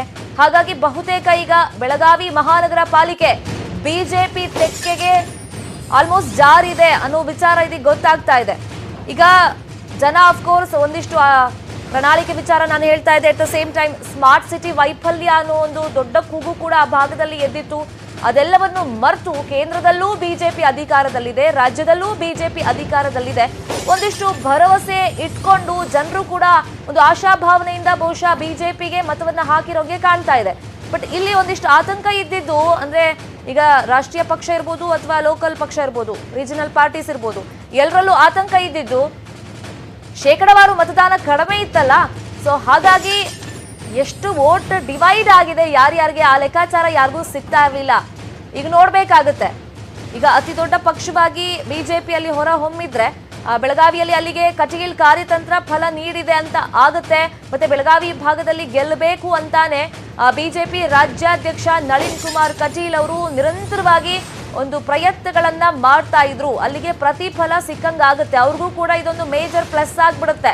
ಯಾಕಂದ್ರೆ ಕಟೀಲ್ ವಿಚಾರವಾಗಿ ನಾವು ನೋಡೋದಾದ್ರೆ ಉತ್ತರ ಭಾಗದಲ್ಲಿ, ಉತ್ತರ ಕರ್ನಾಟಕ ಭಾಗದಲ್ಲಿ ಅವರ ಒಂದು ಶಕ್ತಿ ಇಲ್ಲ ಅಥವಾ ಅವರ ಒಂದು ಪ್ರಭಾವ ಇಲ್ಲ, ಅಷ್ಟು ಪ್ರಚಲಿತದಲ್ಲಿ ಅವರು ಇಲ್ಲ. ಕೇವಲ ಒಂದು ಪ್ರದೇಶಕ್ಕೆ ಅಂದ್ರೆ ಕರಾವಳಿ ಪ್ರದೇಶಕ್ಕೆ ಮಾತ್ರ ಸೀಮಿತರಾಗಿದ್ದಾರೆ ಅನ್ನೋ ಕೂಗು ಅವರು ರಾಜ್ಯಾಧ್ಯಕ್ಷ ಪಟ್ಟವನ್ನ ಅಲಂಕರಿಸಿದ್ರಲ್ಲ ಅವಾಗಿಂದನೂ ಕೂಡ ಇತ್ತು. ಈಗ ಬೆಳಗಾವಿಯಲ್ಲಿ ಪ್ರಾಬಲ್ಯ ಸಾಧಿಸಿದ್ದೇ ಆದ್ರೆ ಅವರಿಗೆ ಮೇಜರ್ ಪ್ಲಸ್ ಆಗೋದಂತೂ ಕನ್ಫರ್ಮ್. ಇದೇ ವಿಚಾರವಾಗಿ ಮಾತಾಡೋದಕ್ಕೆ ಖುದ್ದು ಬಿಜೆಪಿ ರಾಜ್ಯಾಧ್ಯಕ್ಷ ನಳಿನ್ ಕುಮಾರ್ ಕಟೀಲ್ ಅವರೇ ನಮ್ಮ ಜೊತೆ ಫೋನ್ ಸಂಪರ್ಕದಲ್ಲಿ ಜಾಯಿನ್ ಆಗಿದ್ದಾರೆ. ಕಟೀಲ್ ಅವರೇ, ಎನಿವೇಸ್ ಕಂಗ್ರ್ಯಾಚುಲೇಷನ್ಸ್ ಹೇಳ್ತೀನಿ ಈಗಲೇ ಅಡ್ವಾನ್ಸ್. ಫೈನ್. ಈಗ ನಿಮ್ಮ ಪ್ರಯತ್ನವನ್ನ ನಾವಿಲ್ಲಿ ಶ್ಲಾಘಿಸಲೇಬೇಕಾಗತ್ತೆ, ನೆನಪು ಮಾಡ್ಕೊಳ್ಳೇಬೇಕಾಗತ್ತೆ. ಯಾಕಂದ್ರೆ ಇಲ್ಲೊಂದು 2-3 ವಿಚಾರವನ್ನ ನಾನು ಆಗ್ಲಿಂದ ಪ್ರಸ್ತಾಪ ಮಾಡ್ತಾ ಇದ್ದೆ. ಒಂದು ಕಳಂಕ ಅಂತಾನೆ ಹೇಳ್ಬೋದು ನಿಮ್ಮ ಮೇಲೆ ಇತ್ತು. ಯಾಕಂದ್ರೆ ಒಂದು ಪ್ರದೇಶಕ್ಕೆ ಸೀಮಿತರಾಗಿದ್ದಾರೆ. ಉತ್ತರ ಕರ್ನಾಟಕ ಭಾಗದಲ್ಲಿ ಅವರು ಒಡನಾಟ ಇಲ್ಲ, ಅಷ್ಟೊಂದು ಓಡಾಡ್ಲಿಲ್ಲ, ಅಷ್ಟೊಂದು ಪರಿಚಿತರಲ್ಲ ಅಂತ. ಸೊ ಈ ಒಂದು ಗೆಲುವಿನ ಮುಖಾಂತರ ಏನ್ ಮೆಸೇಜ್ ಕೊಡ್ತೀರಾ ನೀವು? ನೋಡಿ, ಇವತ್ತು ಭಾರತೀಯ ಜನತಾ ಪಾರ್ಟಿ ಸರ್ವವ್ಯಾಪಿ ಸರ್ವಶ್ರೇಷ್ಠಿಯಾಗಿ ಬೆಳೆದಿದೆ. ಯಾವುದೋ ಒಬ್ಬ ವ್ಯಕ್ತಿಯ ಕೆಲಸದಿಂದ ಗೆಲುವಲ್ಲ ಇದು. ನಮ್ಮ ವಿಚಾರಧಾರೆಯ ಕಾರ್ಯಕರ್ತರ ಪರಿಶ್ರಮ. ಎರಡನೇದು ನರೇಂದ್ರ ಮೋದಿ ಮತ್ತು ರಾಜ್ಯದಲ್ಲಿ ಬೊಮ್ಮಾಯಿ ಅವರ ಆಡಳಿತದ ವೈಖರಿ ಇವತ್ತು ಜನ ಒಪ್ಪಿದ್ದಾರೆ. ಕಾಂಗ್ರೆಸ್ನವರು ಏನ್ ಟೀಕೆ ಮಾಡ್ತಿದ್ರು, ಇವತ್ತು ನರೇಂದ್ರ ಮೋದಿ ಅವರ ಇಮೇಜ್ ಕಡಿಮೆ ಆಗಿದೆ, ಬೆಲೆ ಏರಿಕೆ ಆಗಿದೆ, ಅದು ಜನ ಇದು ಯಾವುದನ್ನ ಹೊರಗಿಟ್ಟಿದ್ದಾರೆ. ಇವತ್ತು ಬೆಳಗಾವಿನಲ್ಲಿ ನಾವು ಪ್ರಥಮ ಬಾರಿಗೆ ಒಂದು ದಿಟ್ಟ ನಿರ್ಧಾರ ತಗೊಂಡ್ವಿ. 25 ವರ್ಷದಲ್ಲಿ ಯಾವತ್ತೂ ನಾವು ಪಾರ್ಟಿ ಹೆಸರು ನಿಂತಿಲ್ಲ. ಇವತ್ತು ಪ್ರಥಮ ಬಾರಿಗೆ ನಿಂತಿದ್ದೇವೆ. ಅಲ್ಲಿ 26 ಸ್ಥಾನಗಳನ್ನು ಇವತ್ತು 25 ಸ್ಥಾನದ ಹತ್ರ ಹೋಗ್ತಾ ಇದ್ದೇವೆ. ಬೆಳಗಾವಿನಲ್ಲಿ ನಾವು ಸಿಂಬಲ್ ಅಲ್ಲಿ ಫಸ್ಟ್ ನಿಂತದ್ದು. MES ಬಲ ಜಾಸ್ತಿ ಇತ್ತು. ಆದ್ರೆ ಇವತ್ತು ರಾಷ್ಟ್ರೀಯ ವಿಚಾರವನ್ನ ಬೆಳಗಾವಿನ ಜನ ಸ್ವೀಕಾರ ಮಾಡಿದ್ದಾರೆ, ಭಾರತೀಯ ಜನತಾ ಪಾರ್ಟಿಯನ್ನು ಸ್ವೀಕಾರ ಮಾಡಿದ್ದಾರೆ. ಗುಲ್ಬರ್ಗದಲ್ಲಿ ನಾವು ಯಾವತ್ತೂ ಅಧಿಕಾರ ಹಿಡಿದಿಲ್ಲ, ಅದು ಕಾಂಗ್ರೆಸ್ನ ಭದ್ರಕೋಟೆ ಅನ್ನತಕ್ಕಂಥ ಭಾವನೆಗಳಿತ್ತು. ಇವತ್ತು ಗುಲ್ಬರ್ಗದಲ್ಲೂ ನಾವು ಅತ್ಯಧಿಕ ಮತದಿಂದ ಗೆಲ್ತಾ ಇದ್ದೇವೆ. ಹುಬ್ಬಳ್ಳಿಯಲ್ಲಿ ಕಳೆದ 2 ಬಾರಿ ನಮ್ಮ ಹತ್ರ ಅಧಿಕಾರ ಇತ್ತು, ಇವತ್ತು ವಾಪಸ್ ಹಿಡ್ಕೊಂಡಿದ್ದೇವೆ. ದೊಡ್ಡಬಳ್ಳಾಪುರದಲ್ಲಿ ನಾವು ವೀಕ್ ಇರತಕ್ಕಂಥ ಪ್ರದೇಶ, ದೊಡ್ಡಬಳ್ಳಾಪುರದಲ್ಲೂ ನಾವು ಅಧಿಕಾರ ಹಿಡಿಯುತ್ತಾ ಹೋಗ್ತಾ ಇದ್ದೇವೆ. ಹೇಳಿದ್ರೆ ಇವತ್ತು ಸರ್ವವ್ಯಾಪಿ ಸರ್ವಸ್ಪರ್ಶಿಯಾಗಿ ಪಾರ್ಟಿ ಬೆಳೆದಿದೆ. ನಮ್ಮೆಲ್ಲ ಸಂಘಟನೆಯ ಕಾರ್ಯದ ಆಧಾರದಲ್ಲಿ ವಿಶೇಷವಾಗಿ ಮುಖ್ಯಮಂತ್ರಿಗಳ ಪರಿಶ್ರಮ, ಸನ್ಮಾನ್ಯ ಯಡಿಯೂರಪ್ಪರ ಮಾರ್ಗದರ್ಶನ, ಬೊಮ್ಮಾಯಿ ಅವರ ಪರಿಶ್ರಮ ಮತ್ತು ಮೋದಿ ಅವರ ಆಡಳಿತ, ಇದಕ್ಕೆ ಜನ ಕಟೀಲ್ ಅವರ ಪರಿಶ್ರಮ ಅದನ್ನ ಬಿಟ್ಬಿಟ್ರಲ್ಲ, ಅದನ್ನ ನಾವು ಹೇಳ್ಬೇಕಾ ಸರ್? ಇಲ್ಲ, ನಾವು ಹೇಳಿದೇವಲ್ಲ, ಸಂಘಟನಾತ್ಮಕವಾಗಿರ್ತಕ್ಕಂಥ ನಮ್ಮ ಸಂಘಟನಾ ವ್ಯಕ್ತಿ ನಾವೆಲ್ಲ ಪರಿಶ್ರಮದಿಂದ ಗೆದ್ದಿದೆ. ಅಂದ್ರೆ ಕಟೀಲ್ ಅವ್ರಿಗೊಂದು ಆತಂಕ ಇತ್ತ, ಯಾಕಂದ್ರೆ ನೀವು ನಿರಂತರವಾಗಿ ಆ ಭಾಗದಲ್ಲಿ ಪ್ರಯತ್ನ ಪಡ್ತಲೇ ಇದ್ರೆ ಹೆಂಗಾದ್ರೂ ಮಾಡಿ ಅಧಿಕಾರದ ಚುಕ್ಕಾಣಿಯನ್ನ ಹಿಡಿಲೇಬೇಕು, MES ಪ್ರಾಬಲ್ಯ ಕಡಿಮೆ ಮಾಡ್ಬಿಟ್ಟು ಕಮಲವನ್ನ ಅರಳಿಸ್ಬೇಕು ಅಂತ. ಸೊ ಈ ಹಂತದಲ್ಲಿ ನಿಮ್ಗೆ ಎದುರಾದಂತ ಚಾಲೆಂಜಸ್, ಅದರಲ್ಲೂ ನೋಡಿ ಈಗ ಪಕ್ಷ ವಿರೋಧಿ ಚಟುವಟಿಕೆ ಮಾಡಿದ್ರು ಅಂತಲೋ ಅಥವಾ ನಾವು ಹೇಳಿದ ಮಾತು ಕೇಳಿಲ್ಲ ಅಂತ ಬಂಡಾಯ ಅಭ್ಯರ್ಥಿ ನಿಲ್ತೀವಿ ಅಂತ ಹೇಳಿದಾಗ ನಿಮ್ಮ ಪಕ್ಷದಿಂದಲೇ 9 ಜನರನ್ನ ಉಚ್ಚಾಟನೆ ಮಾಡಿದಿರ 6 ವರ್ಷಗಳ ಕಾಲ. ಅಂದ್ರೆ ಆ ಟೈಮ್ ನಲ್ಲಿ ಕುತ್ಕೊಂಡು ಆ ಸಮಸ್ಯೆ ಬಗೆಹರಿಸಕ್ ಆಗ್ತಿರ್ಲಿಲ್ಲ, ಒಂದಿಷ್ಟು ಚಾಲೆಂಜಸ್ ಇತ್ತು. ಅಲ್ಲಿ ಜಾರಕಿಹೊಳಿ ಅವ್ರ ಕಡೆಯವ್ರಿಗೆ ಟಿಕೆಟ್ ಸಿಗ್ಲಿಲ್ಲ ಅಂತ ಒಂದಿಷ್ಟು ಅಸಮಾಧಾನಗಳು ವ್ಯಕ್ತವಾಯಿತು. ಇದೆಲ್ಲ ಚಾಲೆಂಜಸ್ ಹೆಂಗಿತ್ತು? ನೋಡಿ, ರಾಜಕಾರಣದಲ್ಲಿ ಚಾಲೆಂಜ್ ಇರತಕ್ಕಂಥದ್ದು. ಆದ್ರೆ ಬಿಟ್ಟ ಚಾಲೆಂಜ್ ಒಂದು ದೊಡ್ಡದು. ನಾವು ಪ್ರಥಮ ಬಾರಿಗೆ ಸಿಂಬಲ್ ಅಲ್ಲಿ ನಿಲ್ತೇವೆ ಅನ್ನುವಂಥದ್ದು ದೊಡ್ಡ ಚಾಲೆಂಜ್ ಇತ್ತು. ಎರಡನೇದು ಸಹಜವಾಗಿ ನಾವೆಲ್ಲರ ಮನಸ್ಸನ್ನ ಸಮಾಧಾನ ಮಾಡ್ಲಿಕ್ಕೆ ಪ್ರಯತ್ನಗಳನ್ನ ಮಾಡಿದ್ದೀವಿ. ಅಷ್ಟಾಗಿಯೂ ಚುನಾವಣೆ ಬಂಡುಕೋರರಾಗಿ ನಿಂತಾಗ ನಾವು ಅವರಿಗೆ ಯಾವುದೇ ಮನೆ ಹಾಕುವಂತ ಪ್ರಶ್ನೆ ಇಲ್ಲ, ಅವರನ್ನು ಉಚ್ಚಾಟನೆ ಮಾಡಬೇಕಾಗಿರ್ತಕ್ಕಂಥ ಅನಿವಾರ್ಯತೆ ಇತ್ತು. ಇಲ್ಲದ್ರೆ ಮತದಾರರಿಗೆ ಕನ್ಫ್ಯೂಷನ್ ಸೃಷ್ಟಿ ಆಗ್ತಿತ್ತು. ಹಾಗಾಗಿ ಅದನ್ನು ಸ್ಪಷ್ಟಪಡಿಸಲಿಕ್ಕೋಸ್ಕರ ಉಚ್ಚಾಟನೆ ಮಾಡ್ಬೇಕಾಯ್ತು. ಜಾರಕಿಹೊಳಿ ಎಲ್ಲ ನಮ್ಮ ಶಾಸಕರುಗಳು, ಕತ್ತಿ ಅವರು, ಗೋವಿಂದ ಕಾರಜೋಳ ಮತ್ತು ಶಾಸಕರು ಸವದಿ ಅವರು ಪೂರ್ಣ ಪ್ರಮಾಣದಲ್ಲಿ ತೊಡಗಿಕೊಂಡ ಬೆಳೆದು ನಮಗೆ ಈ ಚುನಾವಣೆಯಲ್ಲಿ ಗೆಲುವಾಗಿದೆ. ಅಭಯ್ ಪಾಟೀಲ್ ನೇತೃತ್ವ ಕೊಟ್ಟಿದ್ದೆವು, ಬೆನ್ಕೆ ಅವರಿದ್ರು, ಎಲ್ಲರೂ ಒಳ್ಳೆಯ ಕೆಲಸ ಕಾರ್ಯಗಳನ್ನು ಮಾಡಿದ್ರು. ವಿಶೇಷವಾಗಿ ಉಮೇಶ್ ಕತ್ತಿ ಮತ್ತು ಇವರು ರಮೇಶ್ ಜಾರಕಿಹೊಳಿಯು ಇಳಿದು ಕೆಲಸ ಮಾಡಿದ್ರು. ಇವೆಲ್ಲ ಪರಿಣಾಮವಾಗಿ ನಾವು ಗೆದ್ದಿದ್ದೇವೆ. ಕಟೀಲ್ ಅವ್ರಿಗೆ ಯಾವ ತರ ಪ್ಲಸ್ ಆಗ್ಬಹುದು ಸರ್ ಈ ಒಂದು ಗೆಲುವು? ನೋಡಿ, ಇದು ನನ್ನ ವೈಯಕ್ತಿಕ ಅಲ್ಲ, ನಮ್ಗೆ ಎಲ್ಲ ಗೆಲುವು ಪಾರ್ಟಿಗೆ ಗೆಲುವು ಆದ್ರೆ ಆಯ್ತು. ಪಾರ್ಟಿಯ ಶಕ್ತಿ ಆದಷ್ಟು ನಮ್ಗೆ ಶಕ್ತಿ ಕಾರ್ಯಕರ್ತರಿಗೆ. ಹಾಗಾಗಿ ನನಗೇನು ಇದರಲ್ಲಿ ಹೆಸರು ಬರ್ಬೇಕು ಇನ್ನೊಬ್ರಿಗಲ್ಲ, ಎಲ್ಲರ ಒಟ್ಟು ಸೇರಿ ಪರಿಶ್ರಮ ಮಾಡಿರೋದ್ರಿಂದ ಗೆಲುವಾಗಿದೆ. ಇದರ ಸಂಪೂರ್ಣವಾಗಿರ್ತಕ್ಕಂತಹ ಫಲ ಏನಿದೆ ನಮ್ಮ ಕಾರ್ಯಕರ್ತರಿಗೆ ಸೇರಿದ್ದು, ನಮ್ಮ ಜನಪ್ರತಿನಿಧಿಗಳಿಗೆ ಸೇರಿದ್ದು, ಮುಖ್ಯಮಂತ್ರಿಗೆ ಸೇರಿದ್ದು. ಫೈನ್. ಅಂದ್ರೆ ಈ ಬಿಜೆಪಿ ಪ್ರಣಾಳಿಕೆ ಅನೌನ್ಸ್ ಮಾಡೋ ಟೈಮ್ ನಲ್ಲಿ ಒಂದಿಷ್ಟು ಎಡವಟ್ಟುಗಳು ಆಯ್ತಲ್ಲ, ಅದೆಲ್ಲ ಪಕ್ಷದ ಮುಖಂಡರು ಫಾರ್ ಎಕ್ಸಾಂಪಲ್ ನಿಮ್ ಗಮನಕ್ಕೆ ಎಲ್ಲ ಬರ್ದೇಲೆ ಅದೆಲ್ಲ ಒಂದ್ ಸ್ವಲ್ಪ ಎಡವಟ್ಟುಗಳಾಗಿದ್ದ? ಎಡವಟ್ಟುಗಳು ಸಂತಸದಾಗಿತ್ತು, ಅದನ್ನ ತಕ್ಷಣ ಸರಿ ಮಾಡತಕ್ಕಂಥ ಎಲ್ಲ ಪ್ರಯತ್ನಗಳು ಮಾಡಿ. ಈಗ ಮತ್ತೊಂದು ಲೇಟೆಸ್ಟ್ ಅಪ್ಡೇಟ್ ಅಂತಂದ್ರೆ ಈಗ ತರೀಕೆರೆ ಕಾಂಗ್ರೆಸ್ ತೆಕ್ಕೆಗೆ ಬಿದ್ದಿದೆ ಅಂತ ಗೊತ್ತಾಯ್ತು. ಅಲ್ಲಿಗೆ ಹಾಲಿ ಶಾಸಕ ಸುರೇಶ್ ಅವರಿಗೆ ಭಾರಿ ಮುಖಭಂಗ ಆಗಿದೆ ಅನ್ನೋ ಅಪ್ಡೇಟ್ ಸಿಗ್ತಾ ಇದೆ. ಅಂದ್ರೆ ಈ ಲೋಕಲ್ ಬಾಡಿ ಎಲೆಕ್ಷನ್ ನಲ್ಲಿ ಕೆಲವೊಂದ್ಸತಿ ಏನಾಗ್ಬಿಡುತ್ತೆ ಅಂದ್ರೆ, ಈಗ ನೋಡಿ ಫಾರ್ ಎಕ್ಸಾಂಪಲ್ ಬೈ ಎಲೆಕ್ಷನ್ ಅದು ಅಸೆಂಬ್ಲಿ ಅಥವಾ ಲೋಕಸಭೆ ಅಂತ ಬಂದಂತ ಟೈಮ್ ನಲ್ಲಿ ಸೆಂಟ್ರಲ್ ಅಲ್ಲಿ ಯಾರಿದ್ದಾರೆ, ಇಲ್ಲಿ ವಿಧಾನಸಭೆ ಅಂದ್ರೆ ಆಡಳಿತದ ಚುಕ್ಕಾಣಿ ಯಾರು ಹಿಡಿದಿದ್ದಾರೆ ಅನ್ನೋದನ್ನ ನೋಡ್ತಾರೆ. But local body complete different ಆಗುತ್ತೆ. ಸೊ ಇದ್ರ ಬಗ್ಗೆ ನಿಮ್ಮ ಒಪಿನಿಯನ್ ಕಟೀಲ್ ಅವರೇ? ನೋಡಿ, ಕೆಲವು ಸಾರಿ ಎಲ್ಲ ಚುನಾವಣೆಗಳಾದಾಗ ಒಂದೊಂದು ಸಾರಿ ನಮಗೆ ಯಾವುದೋ ಒಂದು ಸೀಟ್ಗೆ ಹೋಗುತ್ತೆ. ಇವತ್ತು ಉದಾಹರಣೆಗೆ ಮಡಿಕೇರಿಯಲ್ಲಿ 3 ಸೀಟ್ ಬಿಜೆಪಿಗೆ ಬಂದಿದೆ ಉಪಚುನಾವಣೆ. ಅದೇ ಒಂದು ಅಷ್ಟೇ ಲೋಕಲ್ ಇಶ್ಯೂಗಳು ಇರ್ತದೆ. ಆದ್ರೆ ಒಟ್ಟಾರೆಯಾಗಿ ಎಲ್ಲ ಕಾರ್ಯಕರ್ತರ ಪರಿಶ್ರಮ ರಾಜ್ಯದಲ್ಲಿ ಚೆನ್ನಾಗಿದೆ. Fine. Thank you so much Nalin Kumar Kateel ಅವರೇ ನಮ್ಮ ಜೊತೆ ಮಾತನಾಡಿದ್ದಕ್ಕೆ. ಪಾಲಿಕೆ ಚುನಾವಣೆಯ ಫಲಿತಾಂಶದ ಬಗ್ಗೆ ಮತ್ತಷ್ಟು ಮಾಹಿತಿಯನ್ನು ನಿಮ್ಮ ಮುಂದೆ ಇಡ್ತಾ ವಿಶ್ಲೇಷಣೆಯನ್ನು ಮುಂದುವರಿಸ್ತೀನಿ. ಚಿಕ್ಕದೊಂದು ಬ್ರೇಕ್ ಆದ್ಮೇಲೆ